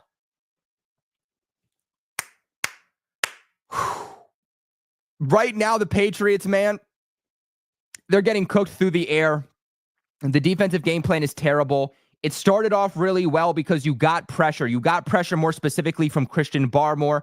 Barmore, who I think has looked really, really, really good in this game already. He's already requiring double, even triple coverage at times. So the fact that in game one, in just one half, the Rams already know that that is the guy on the defensive line that you have to stop. You hope that it opens up opportunities for these other guys like Keon White, Yannick Ngakoue down the road. But right now, it's just not doing so. The pass rush has to be more consistent, but it's the coverage unit. It doesn't matter how good the pass rush is. The pass rush isn't going to get there in a second. And right now, Stafford is getting the snap. He's getting the ball out because Puka Nacua is just wide open, over 100 yards already in this game. And that's because this defensive game plan is not right. I mean, they're playing way too much zone. This is, again, an offense in the Rams that struggles against man coverage. They're one of the worst offenses in the league against man coverage. You have Gonzo going up against their wide receiver 3 because of it. They're finding their favorable matchups. Puka Nacua just sitting in the soft spots of the Patriots zone defense. They have to find a way to switch up coming out of halftime. Put Gonzo on Nacua, try and take him away because right now he is absolutely killing them. But guys, that is going to take us to halftime. I got to go get something to eat. Your boy has got to use the bathroom. I've had to piss for like 20 minutes now. So we're not ending the stream. You guys know how we do this each and every single week. We will be back here after halftime. So make sure you guys stay here. If you leave, make sure you guys come back for halftime. But I do suggest just staying here, stay on the live stream for about 10, 15 minutes so that you don't miss when we return for the second half of football.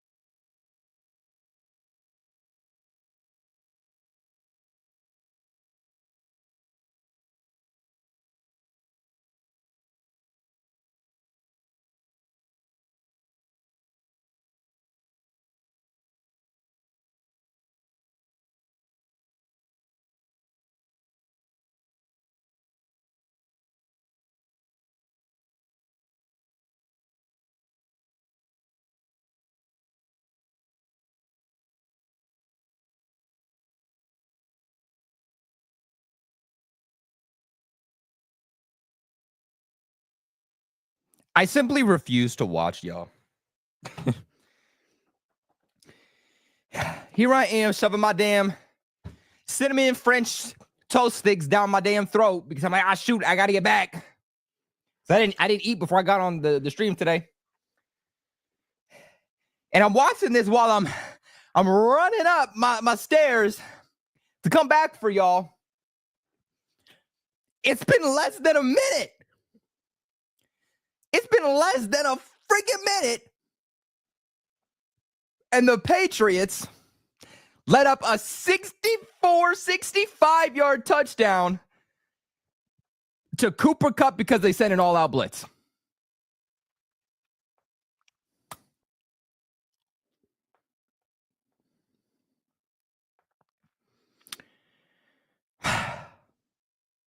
And now you're down by 11.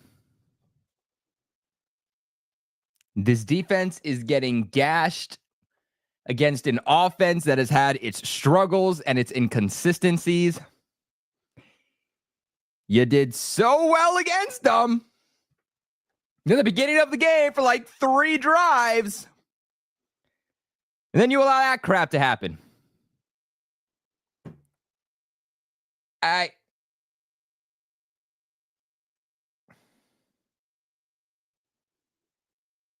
We got to stop blitzing.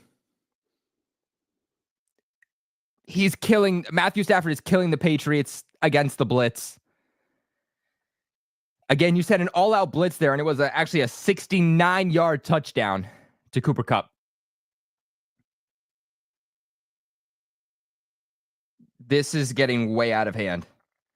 I'm trying to see where it is. Y'all, we need to say a quick prayer or something. The Patriots are already playing from behind, which we know they're not good at doing.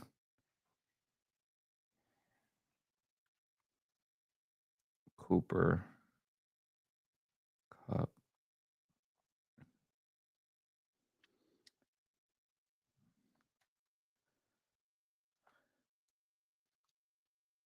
Oh, that is a play you can't make. I'm trying to see who the defender is.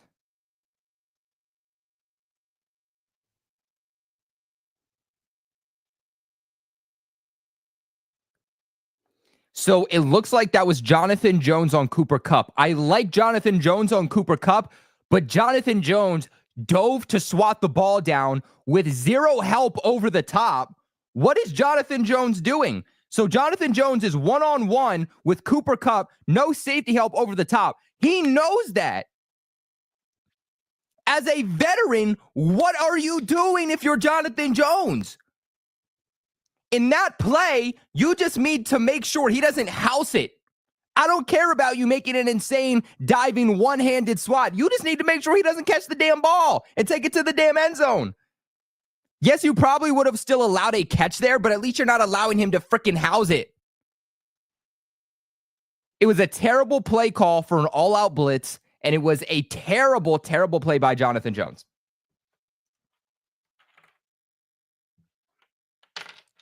Absolutely unacceptable. Unacceptable.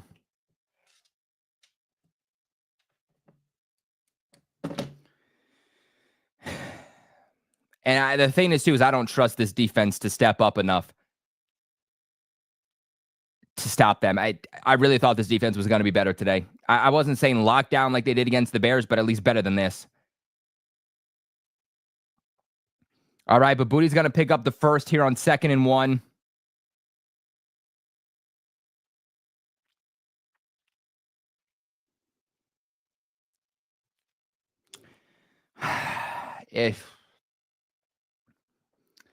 Guys, that's not on Maye. That's on DeMarcus Covington. When something goes wrong, we can't just blame Gerard Maye on everything. That one alone was on DeMarcus Covington. Gerard Maye doesn't have say in the defense. If you want to say that's like a stupid decision for sure, I understand that, but DeMarcus Covington is the one calling the plays and scheming things up from a defensive standpoint.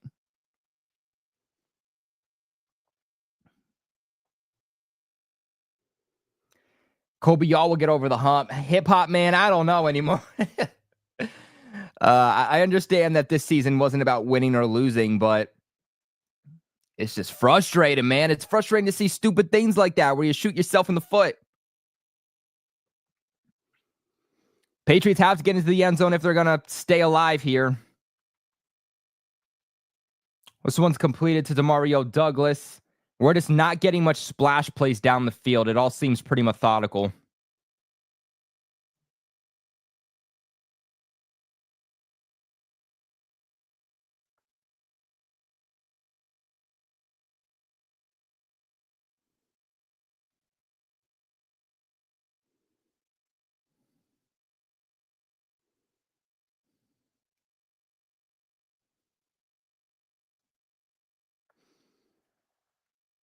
All right, let's see. 3rd and 1. Got to have it under pressure. Oh! Booty gets cracked, man. Booty catches it, gets the first, but boy, he got cracked.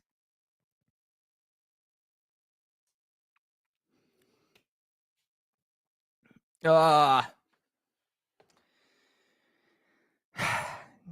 got to get something going down the field. Like, here's the thing is that you would think Drake Maye and like our offense could test the secondary when the opposing secondary is bad, and we don't. The thing is if a team has a good defensive line, we struggle. It doesn't matter if their secondary sucks or not. Marcus Jones is on offense. Whoa! Marcus Jones is on offense for the Patriots. And he comes off the field now. Marcus Jones spotted on the Patriots offense, so trying to get a little creative.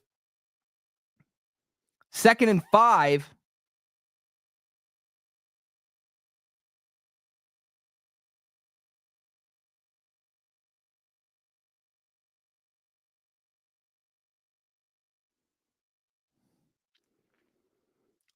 All right. Maye drops back. Maye's going to go to Hunter Henry. Bit of a low ball there. I think if he hits Hunter Henry a little bit more in stride, maybe a little bit more after the catch ability there, but hey, baby, a completion is a completion, and I will take it.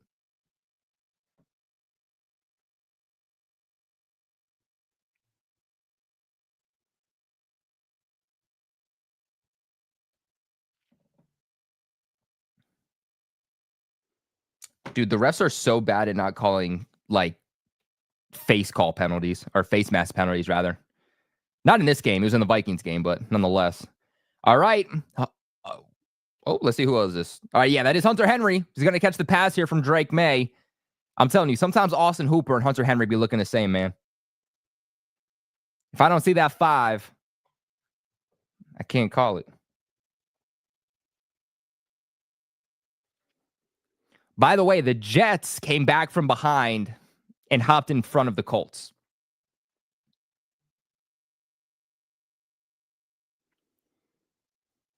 All right, man, 2nd and 5. Drake Maye drops back. They're going to set up a screen for Ramondre. And did Ramondre get tackled by his own tackle there? What was that? Flag on the play, though. Let's see who this is on. They're on Wenu tackle. He went low on Wenu, and then on Wenu hit Ramondre. Unnecessary roughness on Lake. Lake, who made that tackle, went too low. Wow. So that's going to be, what, a 10-yard penalty for unnecessary roughness? Patriots get a little bit of extra tacked on there.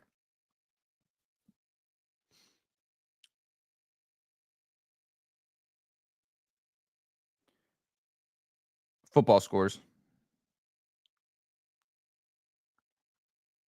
So the Colts hopped out in front of the Jets again, 16-14. That's going to be a close game.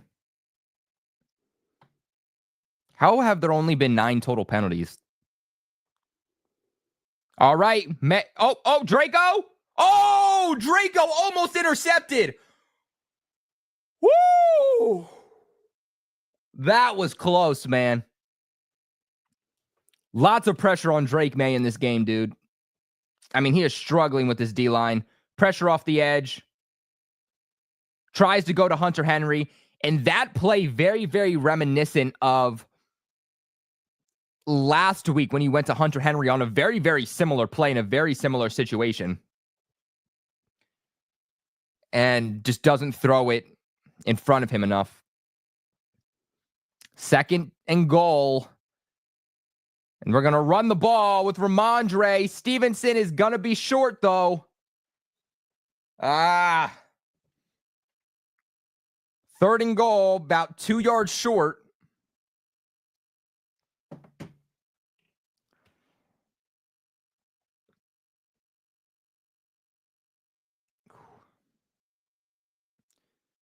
Ooh, that was really, really close by Mondre too, man. Give me a designed quarterback run. Give me Draco up the middle, baby. Just give me something.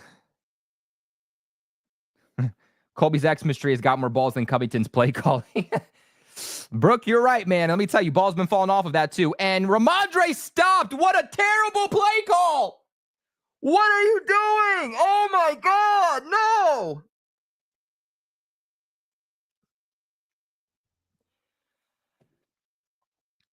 Terrible play call. It's more than obvious. You're 2 yards away. And they try to run it with Ramondre Stevenson up the gut, and they just immediately get stopped here. I hate that play call. I hate that play call. And we are going to go for a Joey Sly field goal. Go for it. You're like 2 yards short. Go for it. You're down by...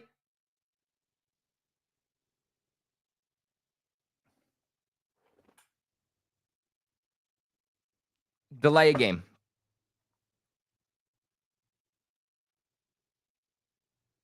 Sloppy football, man. Like, this is what's so annoying is 1 week you get a win. The next week you play sloppy football. The next week you get a win. The next week you play sloppy football. I am so sick and tired of this team constantly not playing complimentary football. How do you build off of a win? How do you get momentum if you go all in 1 week to win a game, you get a beautiful win, and then the next week it's the worst coaching game you've ever seen?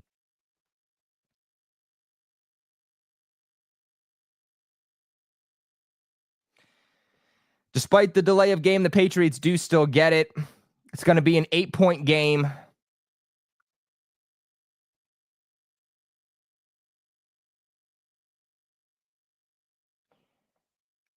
I would have went for it. I would have drawn up some type of screen. I would have done the play that you had last week with Jalen Polk where he, you look like you're about to run the ball. He goes and he blocks, but then he goes out wide and he catches a touchdown. I would have done something like that. I mean, you're 2 freaking yards away from getting into the end zone. And on 3rd down, you ran a stupid call with Ramondre up the gut when it was very obvious that they were expecting that you were going to run the ball. You don't have a good O-line. You don't have a good running game right now. And that's not Ramondre's fault. It's the play calling and the lack of blocking. So why, when you know that they're expecting you to run it, do you still run it against one of the best defensive lines in the league? It makes no sense, bro. Like, I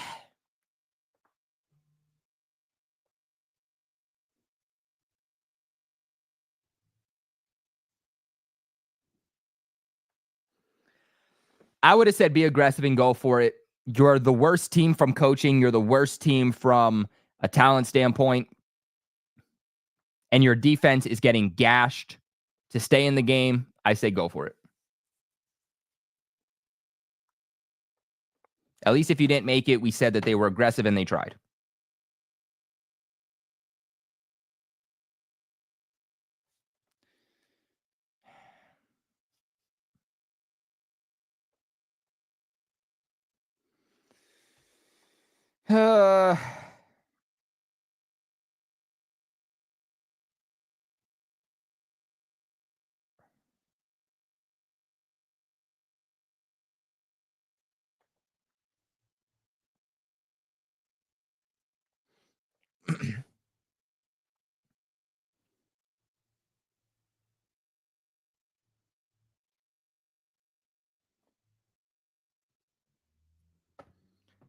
Christian Gonzalez covering Demarcus Robinson is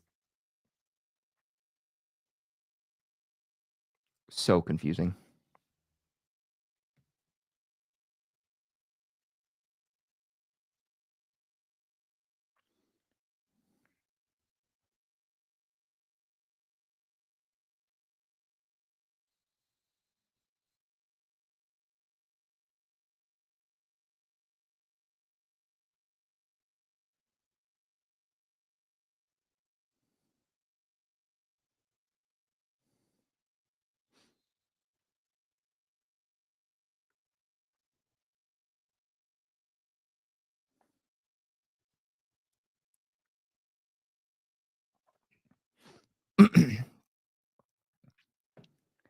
Shout out to my boy.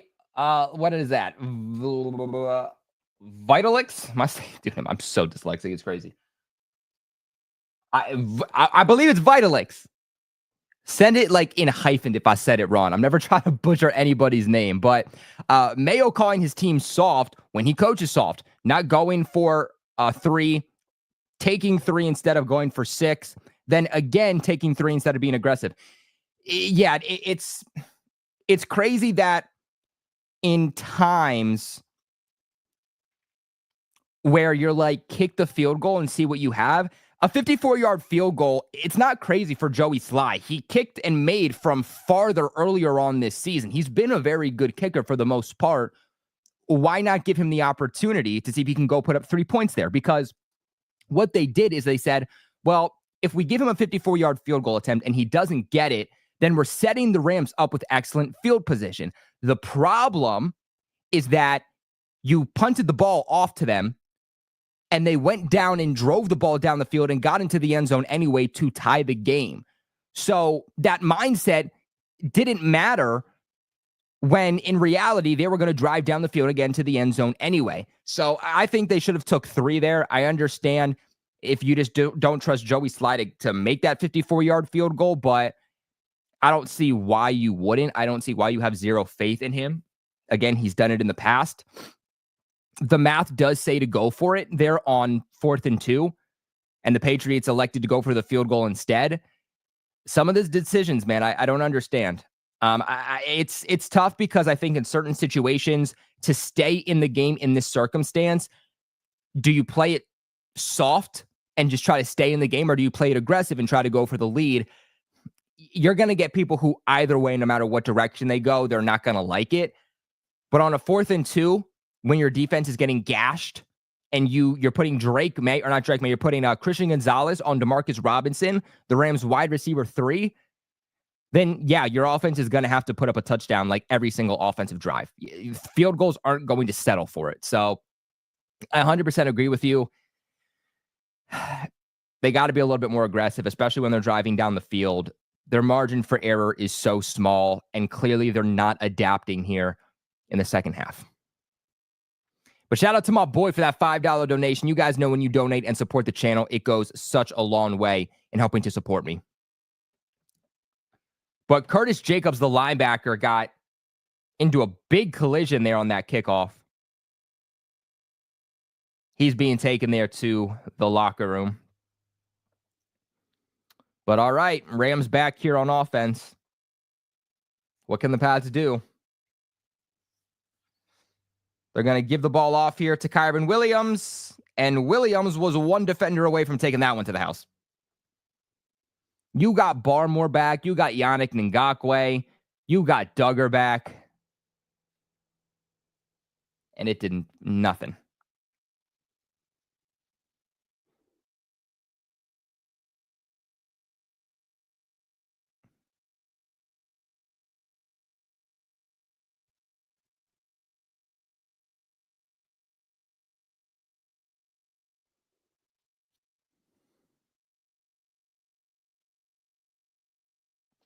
Kyren Williams bounces it to the outside, goes out of bounds, but gets the first here. They could just dominate time of possession and just kill us. Insane, man.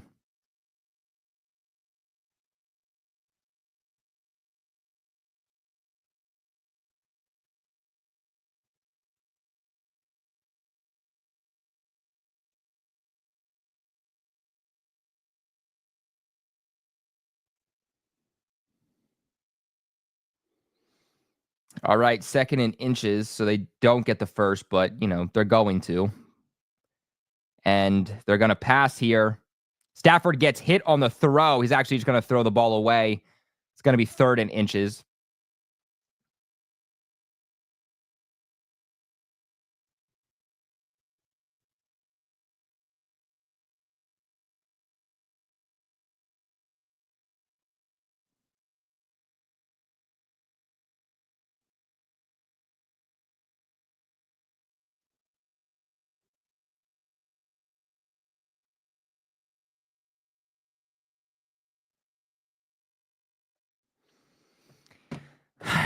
All right. 3rd and inches. What can the Pats do here? They're definitely going to, I was going to say they're going to go with Kyron Williams, but they're just going to sneak it here with Stafford, and Stafford goes well past the first. And they're going to get the first down.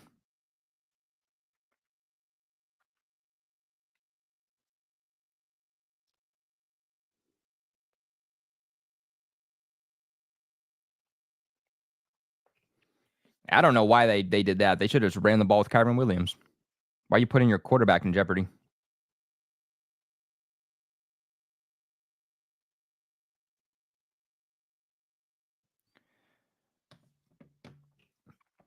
All right. Let's see. Stafford's going to drop back. He's being held. He's being held. What is this? What? So Tutu Atwell with the catch. Bro, he had Keon White in a freaking headlock. What do you mean?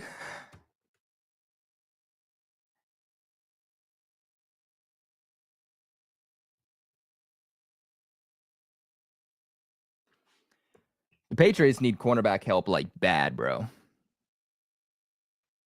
Outside of Christian Gonzalez, the Patriots don't have anything.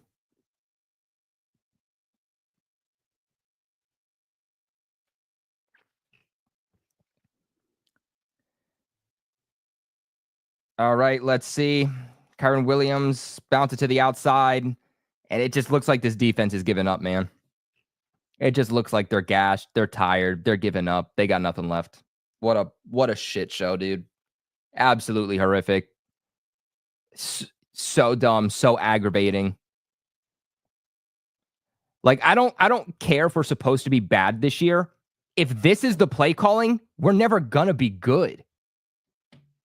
It's not just a lack of talent. It's the fact that you had, for the entire first half, Christian Gonzalez covering their wide receiver 3.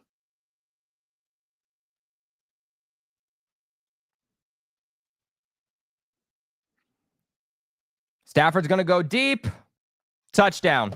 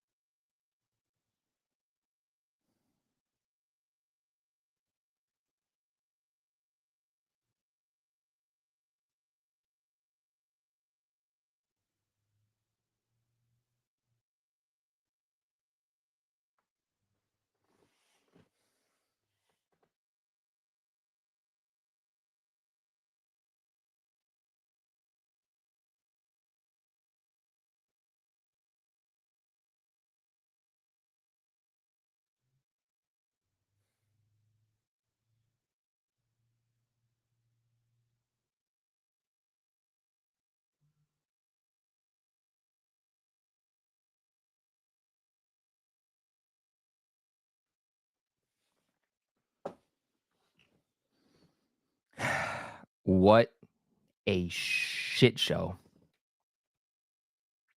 I am so unbelievably angry that I want to scream at the top of my damn lungs right now. This is absurd. Give one to Puka Nacua. Give one to Cooper Kupp.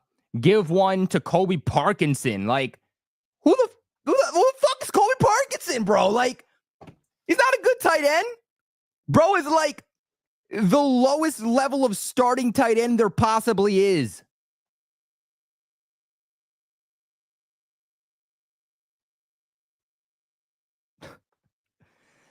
And this This is exactly why you don't go for 3 on the 2-yard line. You freaking idiot.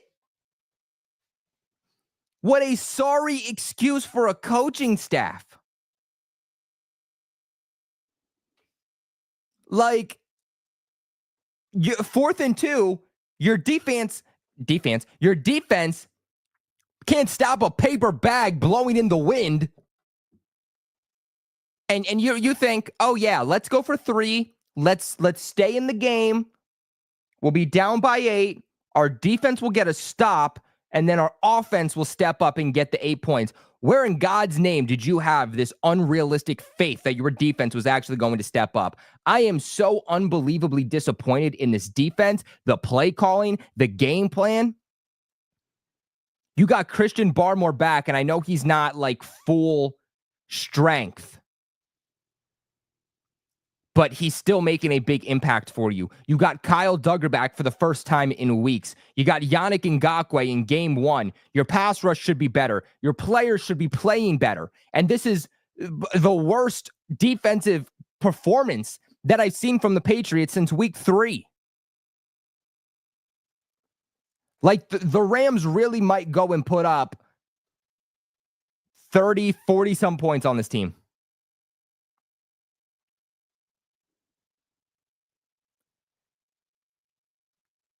I don't blame Bill Belichick for this one. I blame Bill Belichick for the roster being as bad as it's gotten, but this ain't Bill Belichick's fault that this defense is crumbling against a mid-Rams team.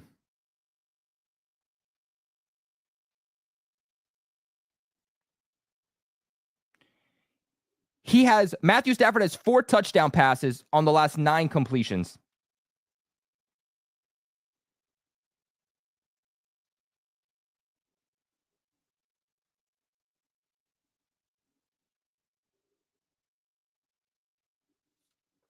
This is embarrassing, bro. Like, how do you go from a freaking win against the Jets to then not taking that momentum, losing in overtime to the Titans, to then beating the Bears with your most confident win, to then getting spanked by the Rams?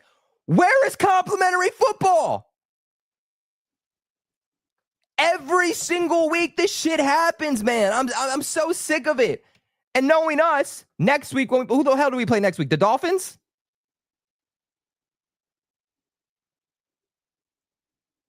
So next week when we travel and we play Miami, are we going to win that game confidently and then get killed in the following game? It's like they dial everything up. They try for one game and then they take their foot off the gas and say, okay, we got to win. Anxiety is calming down. Elephant off the back. Let's just breathe. Nope, they don't do that. Like, when Bill Belichick was losing last year, it was because the roster was bad, which is 100% on him. Now the Patriots are losing because, 1, the roster is bad, but 2, the coaching staff is terrible. And Drake Maye is sacked on 2nd and 8.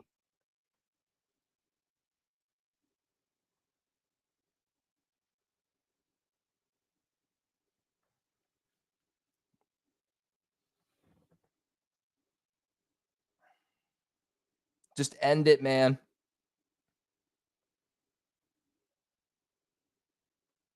Put me out of my misery.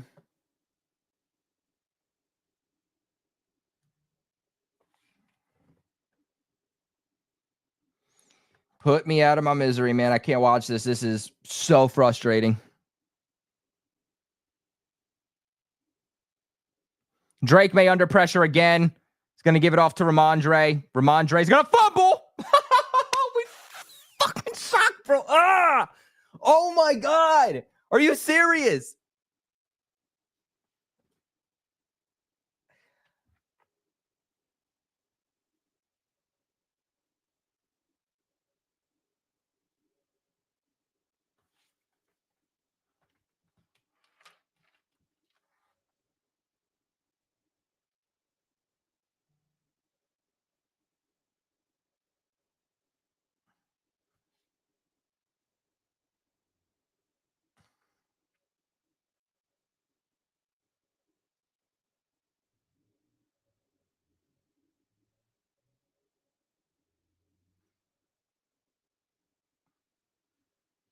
So it looks like Verse came and pulled somebody off the pile, and the Patriots get a gift here.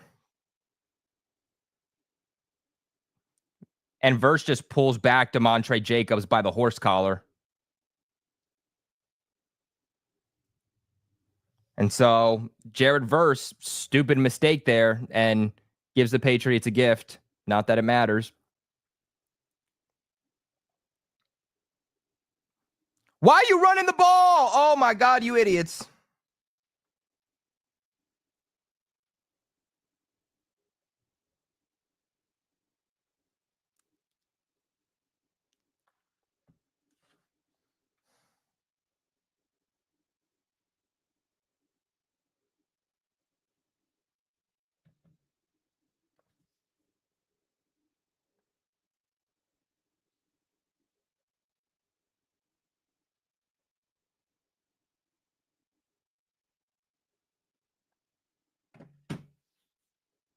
All right. Drake May drops back under pressure.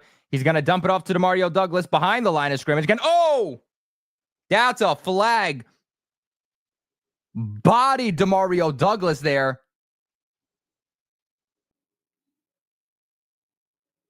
Right now, New England's going down the field for the lone fact that it's just penalties on the Rams. Wow, the Rams are playing some dirty football today.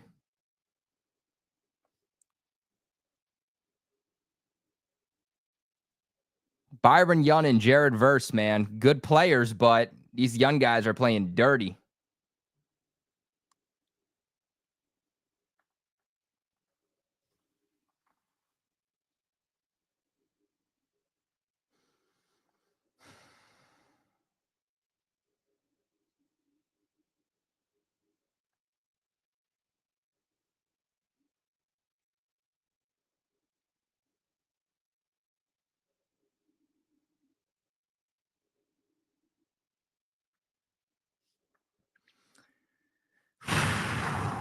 This is such a frustrating loss, man.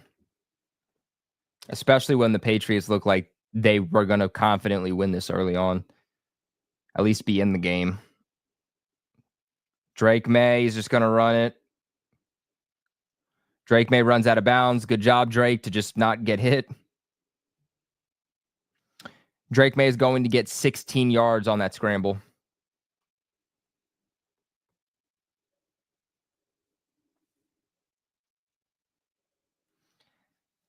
Better dirty than not at all. First off, it's THAN. Second off, it's better to not at all than to play dirty. What are we talking about?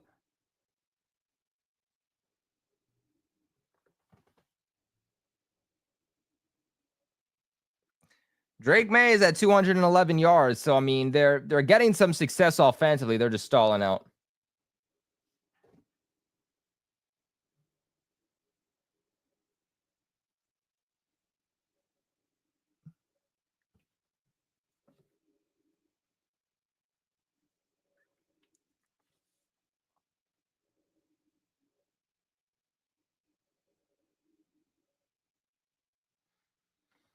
You're down by 15, man, going into the fourth quarter. The defense has to start getting some stops, or this thing is not ever going to have a chance.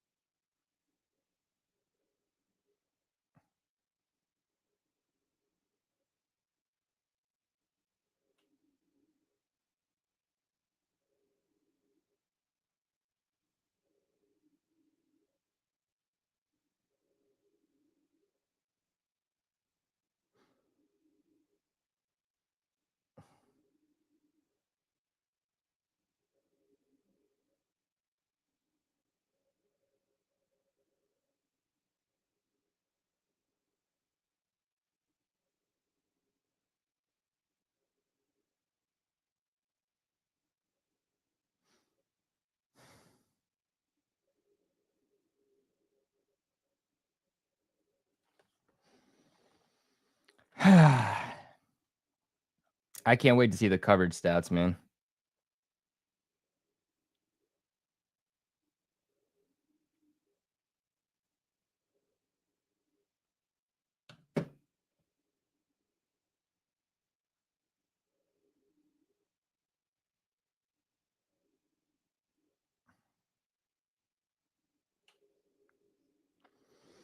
All right, Patriots close to the 20. He's under pressure. They're setting up a screen. Just shy of a first.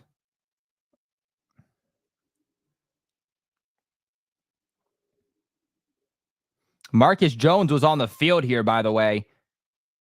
They thought that they were going to go out there to Marcus Jones, but instead they give off the screen on the other end to Ramondre Stevenson. It's a good play call. I'll give him that. Give credit where it's due, man.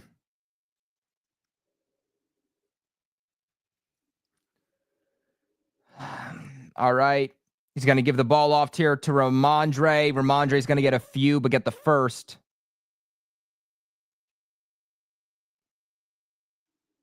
The Pats are going to have to go for 2 at some point.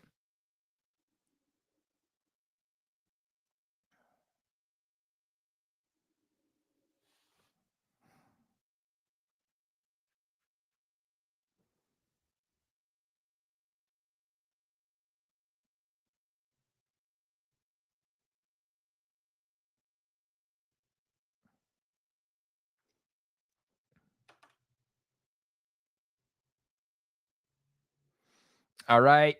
Drake Maye drops back under pressure. He's taking off. Drake's going to, Drake puts down the shoulder and tries to go through the defender. That didn't work. You never want to see your quarterback put his shoulder down.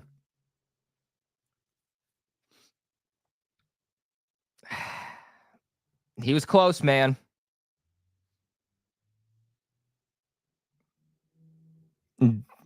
Drake Maye really thought he almost had that, but got too ahead of himself. He was upset with himself on that one too. You could see he knew if maybe he just got behind a blocker, he could have been in there for the rushing touchdown. All right, let's see.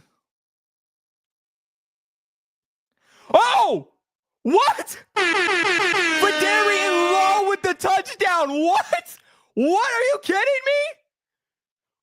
The tackle, Vidarian Lowe, the starting left tackle, says, damn it, if these receivers ain't going to do it, I'm going to freaking do it.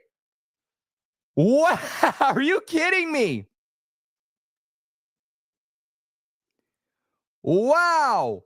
Vidarian Lowe goes from blocking wide out to receiving. Ain't nobody covers him because he's a freaking tackle. And the big man on the left side gets the touchdown. Wow. How about that? Oh, crap. The kick is blocked.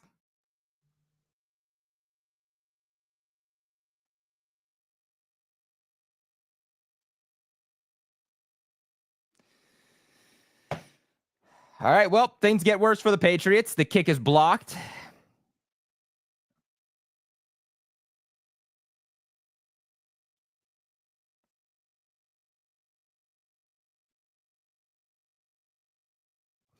I swear, every time I'm up, man, that's why you go for 2. So actually, usually what you do is you don't go for 2 there. So the Patriots, if the Patriots were down by only 8 points right there, then they would have gone for 2. But usually what you do is if you are down by multiple scores, what they should do here is they go for the touchdown, they go for the extra point, then they're down by 8 points.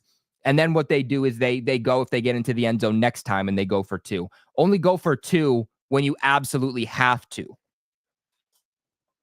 So usually what teams do there, what the math says to do is actually go for the extra point. And I don't know who that was on, but that's now the second kick that's blocked for the Patriots this season. Guys, they didn't need to go for 2. I don't think we're understanding that. They didn't need to go for 2. If they went for 2, they still would have been down by, 7 points? I mean, I think the bigger question for me is not why didn't you go for 2, because I'm fine with them not going for 2 in that instance. I think the bigger question is how come a few weeks ago, Gerard Mayo went for 2 points in this specific circumstance, but now he decided not to? I think for me, that's the biggest question. Like, why did you decide to not go for it all of a sudden? Get it out of the way. I hate this whole argument. They know the rest of the game that they need to play with more urgency. Yes, but that doesn't help them now, is what I'm saying. Is you want to know as the game progresses what exactly you are down by. Because if the Patriots go for 2 there and they don't get it, now they're not down by 1 possession. Now, late into the game, you're down by multiple possessions to where if all you need at the end of the game with a final offensive possession with time expiring and all you need is to go down the field, down by 8 points, get into the end zone and then score 2 points, that's a lot more manageable than, trying to go for 2 early on, not getting it, but now you're down by 2 possessions. Usually teams don't go for the 2-point conversion until later on in the game when they have to. Again, if they were down by only 8 points right now, yeah, you go for the 2-point conversion. But they needed 7 points, and then they needed another 8 points. They were down by like 15.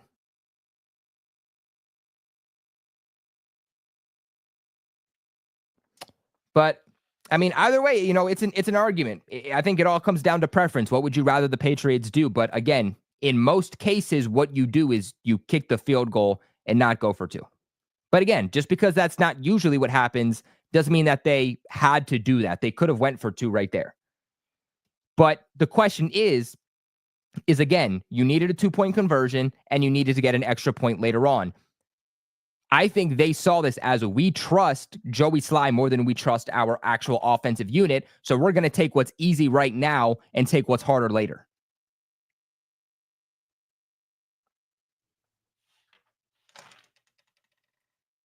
Oh, do we have...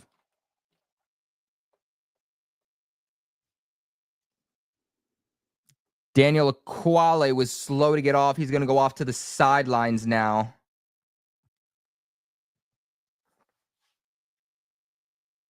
Yeah.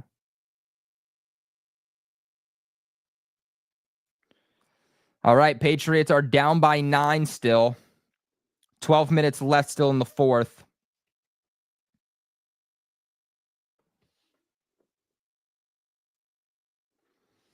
Second and 10. Stafford's going deep. And miss Cooper Kupp. There's a flag on the play. Marcus Jones might have been holding.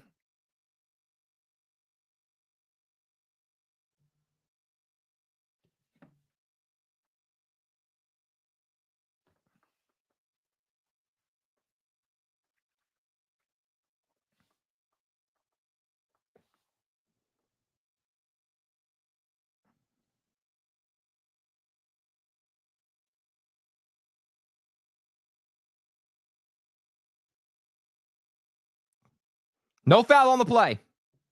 No foul on the play. All right, there we go. Tell me how a kicker has 19 points from you right now.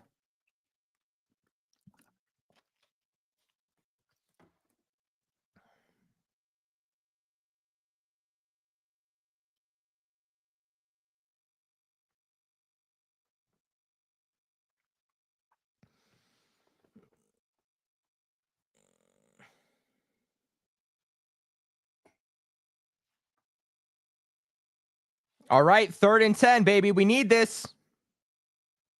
You're down by 2 scores. The Patriots are sending an all-out blitz. They're going to Cooper Kupp. They're going to get it. Let's go. Let's go, defense. That's what you need. That's what you need. Patriots get it to the end zone with the big man. They missed the field goal. Well, I guess I shouldn't say they missed it. It was blocked, but defense makes a big stop there on 3rd down.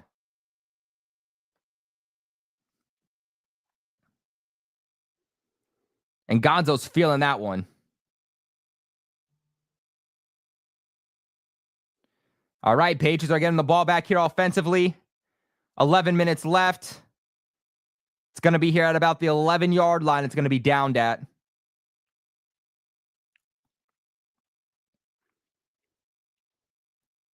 So now the Patriots don't have to go for two. Now what the Patriots can do, I mean, not that this is an advantage in any way, shape, or form, but what they can do now, or what they're going to have to do, is get into the end zone. You kick the extra point. You're up by 7, but then you're going to need a field goal to still win. The Patriots aren't going to be able to win or tie the game solely off of this one possession.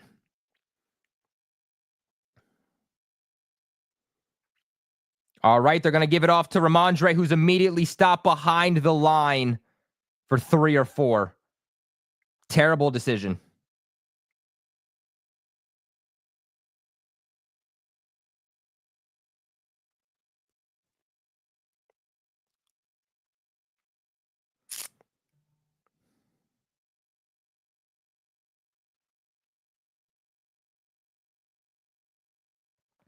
City So is also in the game at left guard. Goes off to Kayshon Boutte. Boutte had one man to beat. Would have been off to the races, but that's a first down for the Pats.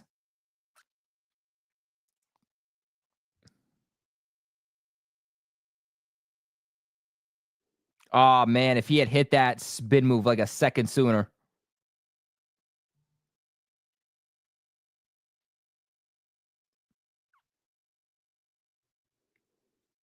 All right, they're going to give the ball off to Ramondre. Ramondre's going to get a few.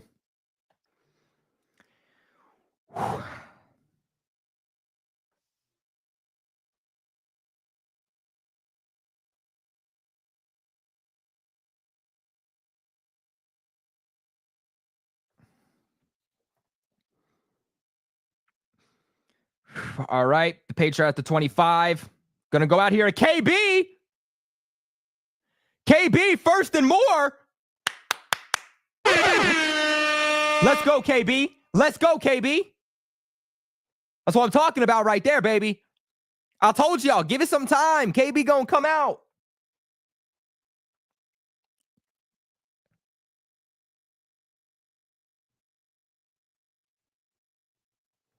KB, 53 yards and a touchdown so far today. They're going to give the ball off to Mondre, stopped behind the line again.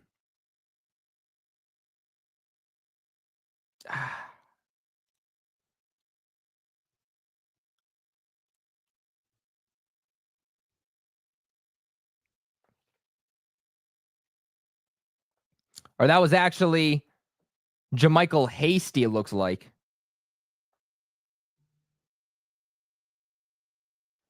Drake Maye through the air. Hunter Henry, just shy of a first down. I think you just have to let Drake Maye cook through the air. This is a bad secondary. They have a great defensive line. Time is not in your favor. Stop running the football. Drive down the field. Let Drake Maye cook through the air. Stop running the damn football. If Drake wants to run it with his legs, okay. And never mind, they didn't listen to me. JaMycal Hasty gets the first down, but he's going to get like 4. 8 minutes left in the game.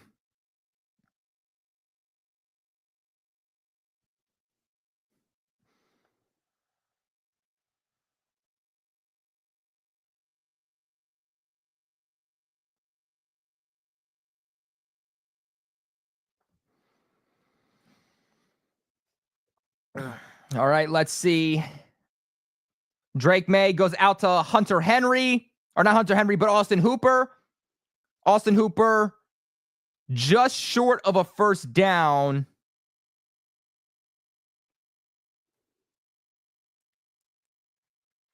Second and inches. Patriots are at just about the 30.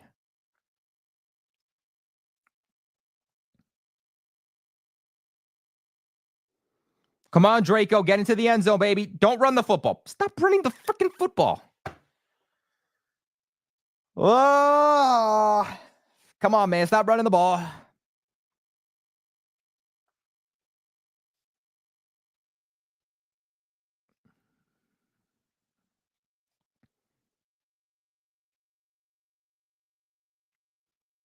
this drive, the Patriots have had 5 rushes and 4 passes. So they've ran the ball more than they've passed it on this drive for whatever reason. Draco drops back. Draco goes to Booty.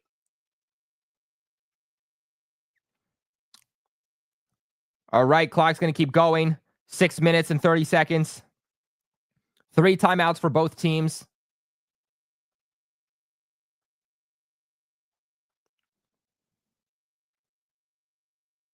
All right, second down. They're going to run the football with Ramondre. Ramondre's going to get the first. They really like running the football.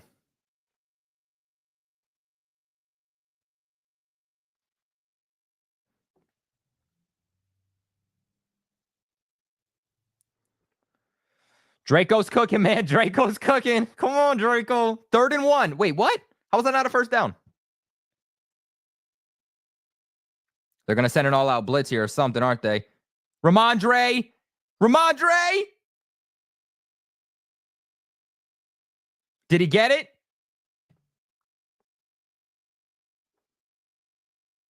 Patriots might be short here on 3rd.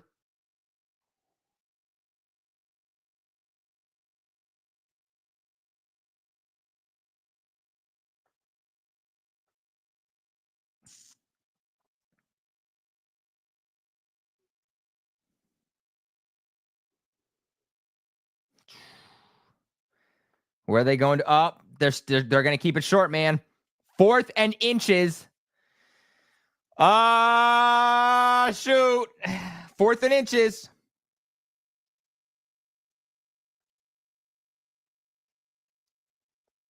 False start on the offense, man.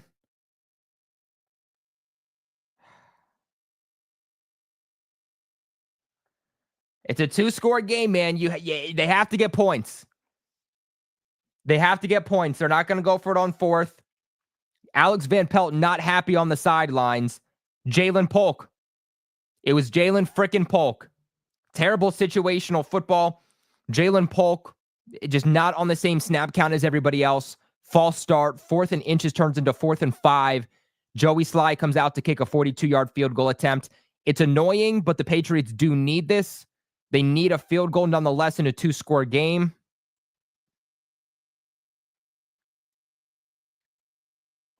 And Sly is going to go straight up the middle and make the kick. It's going to be 28-22.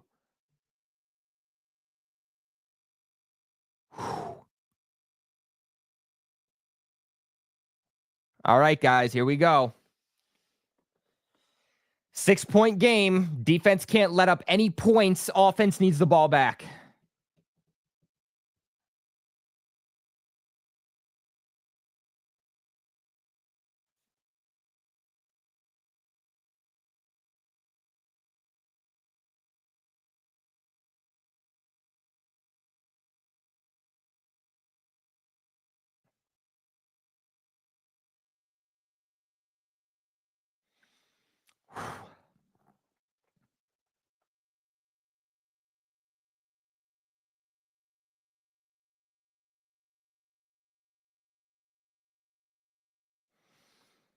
All right. Watch party. I can't see the game.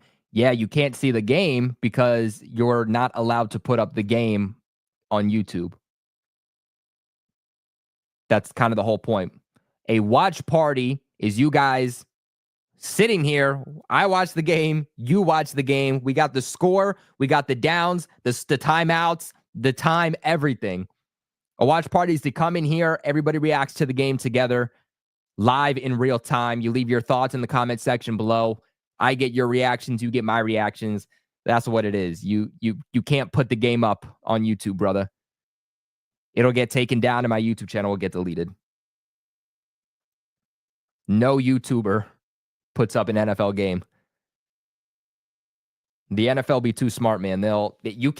You also can't use a 10-second NFL clip in a YouTube video either, let alone show an entire live NFL game.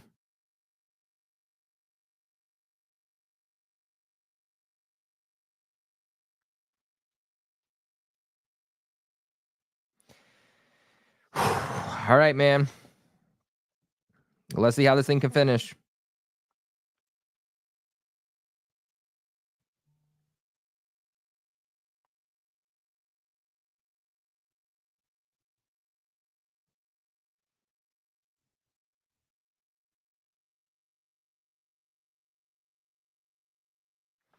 Let's see NFL scores. Football scores. Football scores. Ooh. Packers and Bears 20-19. Miami 31-19 over Vegas. 27-22 the Jets over the Colts. 52-6 Detroit over Jacksonville. Wow. Looks like the Saints are going to win back-to-back games too. And Baltimore's fallen right now to Pittsburgh.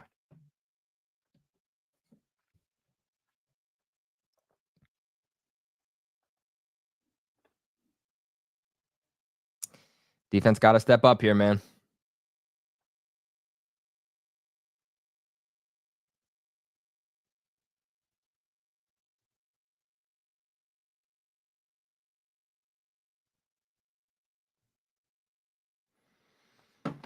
All right, man. Here we go.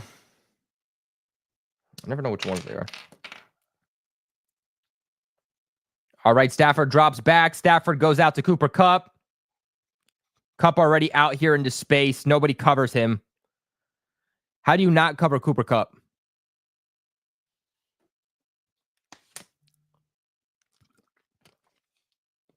Nobody covers Cooper Kupp, man.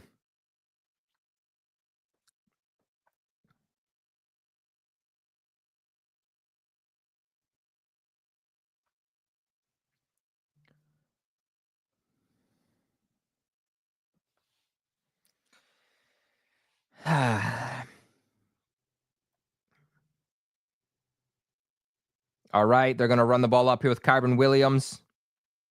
They're going to stop Williams here. About a yard or two.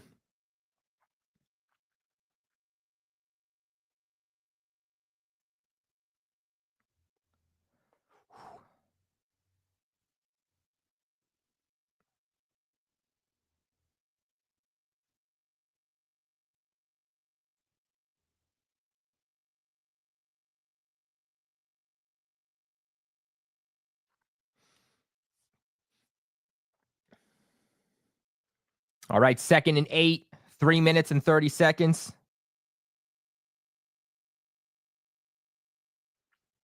And Williams with a big run up the middle. 3rd and 3.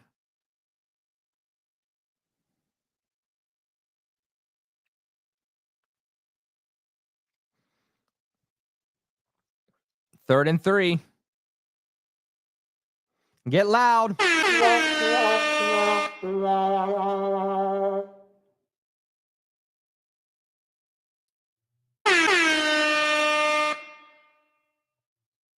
Was I getting feedback or something? What was that? 3rd down and 3. All out blitz.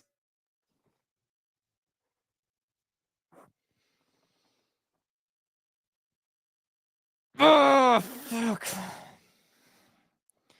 And Nakua just picks up the first down there, man. It's hard to cover. I mean, it was Marcus Jones against Puka Nakua. Nakua with a little shove there at the top of the route. Simple slant, simple first.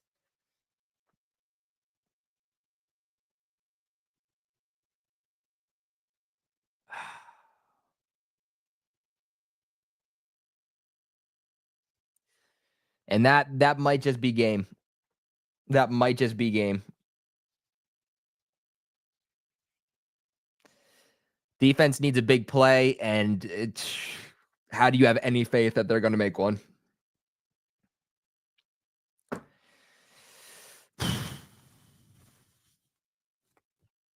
I would assume that they just start running the ball here. Nope, Stafford's going to pass. Oh, it's batted down at the line. Keanu White with a batted pass at the line. Not only that, but that batted pass is going to stop the clock. Should have ran the ball. I don't know what they were doing there.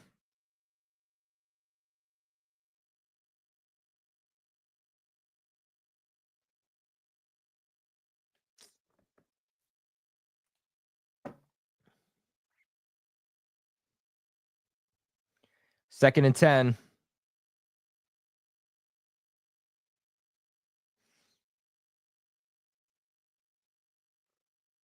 Oh. Rams are going to use the timeout. Looked like maybe a delay of game, but they were able to get the timeout in time.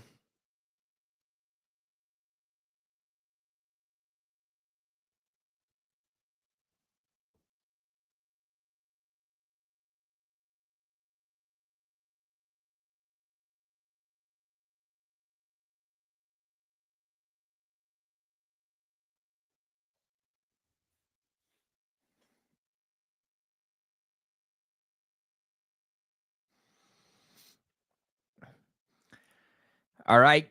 Coming back from that timeout, Patriots still have 2. Rams still have 2.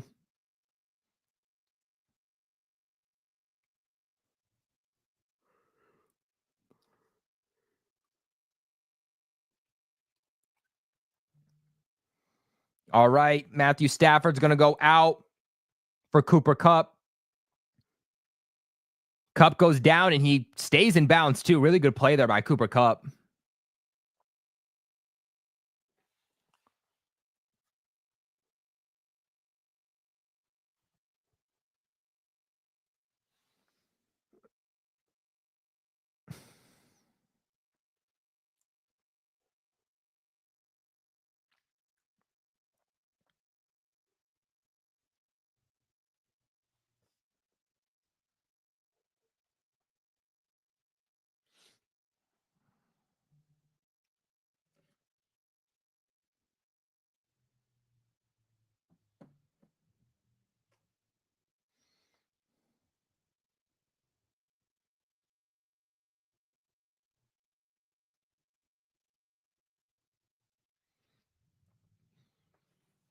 Third and 6 right now for the Rams. If they don't get it, they're going to go for the field goal. That would extend the lead back to 9. And if that happens, they put up any types of points, the Patriots are done.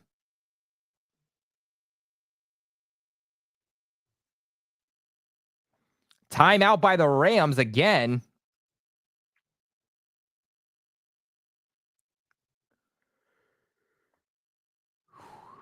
And Gerard Mayo is talking to DeMarcus Covington on the sideline during this timeout.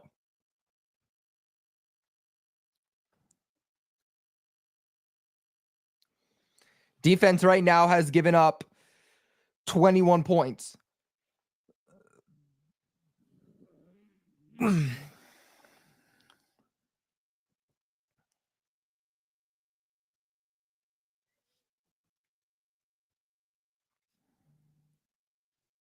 Colts take the lead against the Jets with 46 seconds left. Stafford drops back. He's going to throw. Going to Nakua. Can't have it. Broken up! Jonathan Jones breaks up the pass on 3rd and 6. Wow, what a play! No freaking way! Stafford goes deep on a 3rd and 6, and Jonathan Jones at the last second breaks it up. Nakua even had hands on the face mask. They're bringing the punting unit out. What? They're not going for the field goal. The Rams are punting. Flag thrown.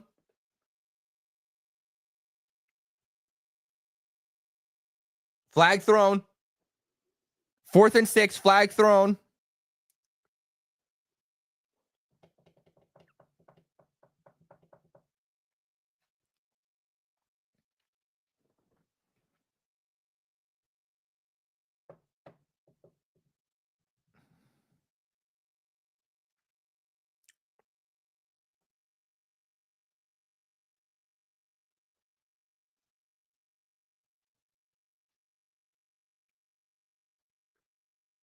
Illegal formation on the Rams. 5-yard penalty and a repunt. Oh, shoot. Oh, shoot, baby. This is getting crazy. We're still in it. It's going to come down to this. Drake Maye has 2 minutes and 14 seconds left with the timeout with, how much we have? 1? with one timeout left. Down by 6, have to get into the end zone, have to kick the extra point.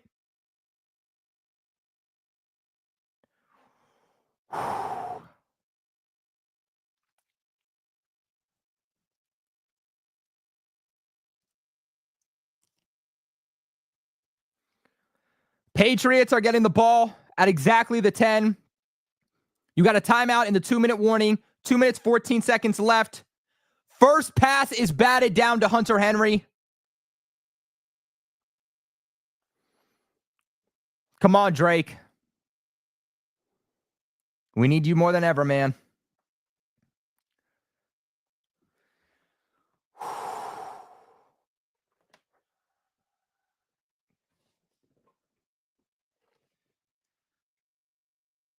Second and 10.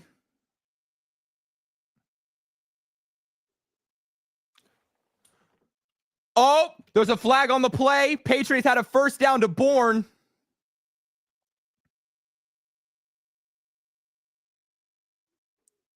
It's against the Rams. Wait, that might have been premature.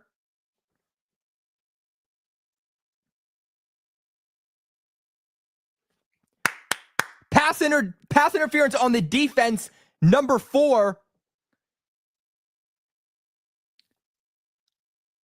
Witherspoon had pass interference on KB. Man, if KB could have stayed in bounds there and kept going.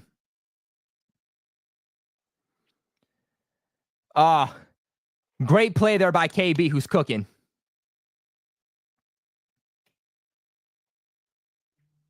Patriots run the ball here. They're going to get a few.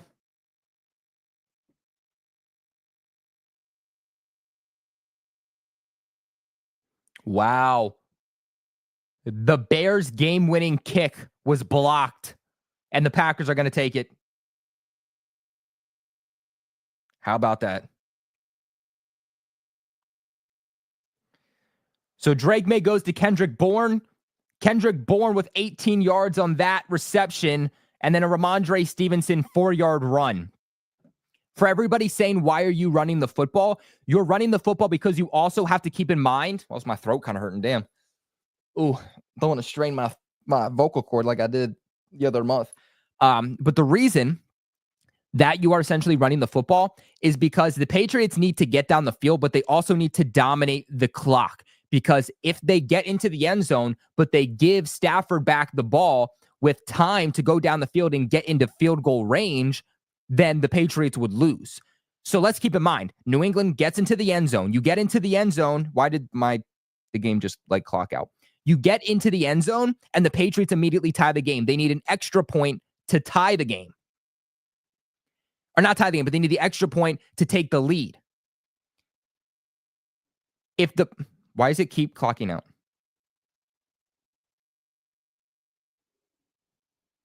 YouTube keeps like dropping out. But basically, if the Patriots get down, they get into the end zone, ties the game. Extra point, that gives the Patriots a 1-point lead. Again, if you give the Rams back the ball with enough time, they get into field goal range and they make it, they win. So you don't want to give them any time on the clock because even if you get into the end zone, they have an opportunity to still win.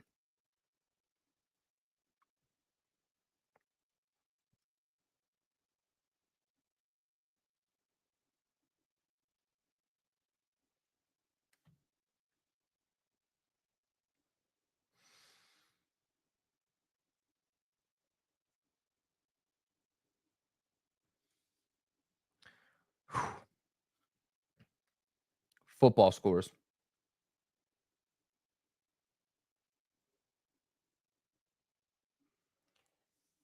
So you don't just score when you can. I mean, like, yeah, if they have Kayshon Boutte wide open on the left side for an easy touchdown, I'm not going to say don't do it. But actually what they would do is Kayshon Boutte would get that, drive down the field, down himself at the 1-yard line, and the Patriots would just kneel it until they can get in. It doesn't mean anything if you get into the end zone, but you give them a significant amount of time to go ahead and kick a field goal and win the game. Wow, the Jets did lose by 1 point. That's crazy. All right, Drake Maye drops back. Drake's under pressure. Drake is sacked. He was looking down the field.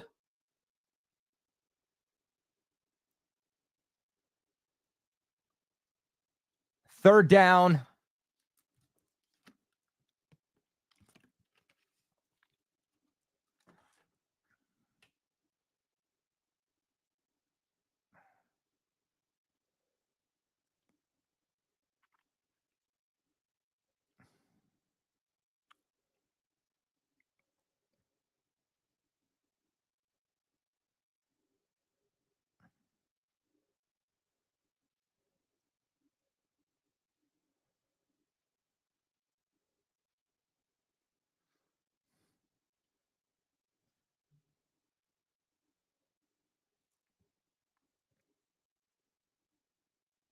All right, Drake drops back. Drake's under pressure. Drake's going deep. Intercepted.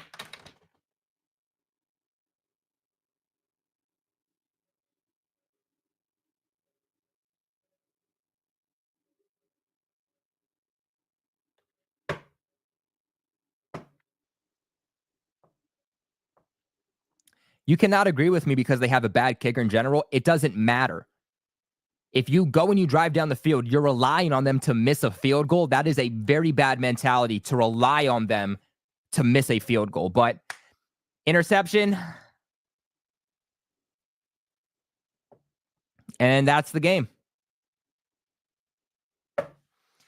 Cam Kitchens comes up with a big interception.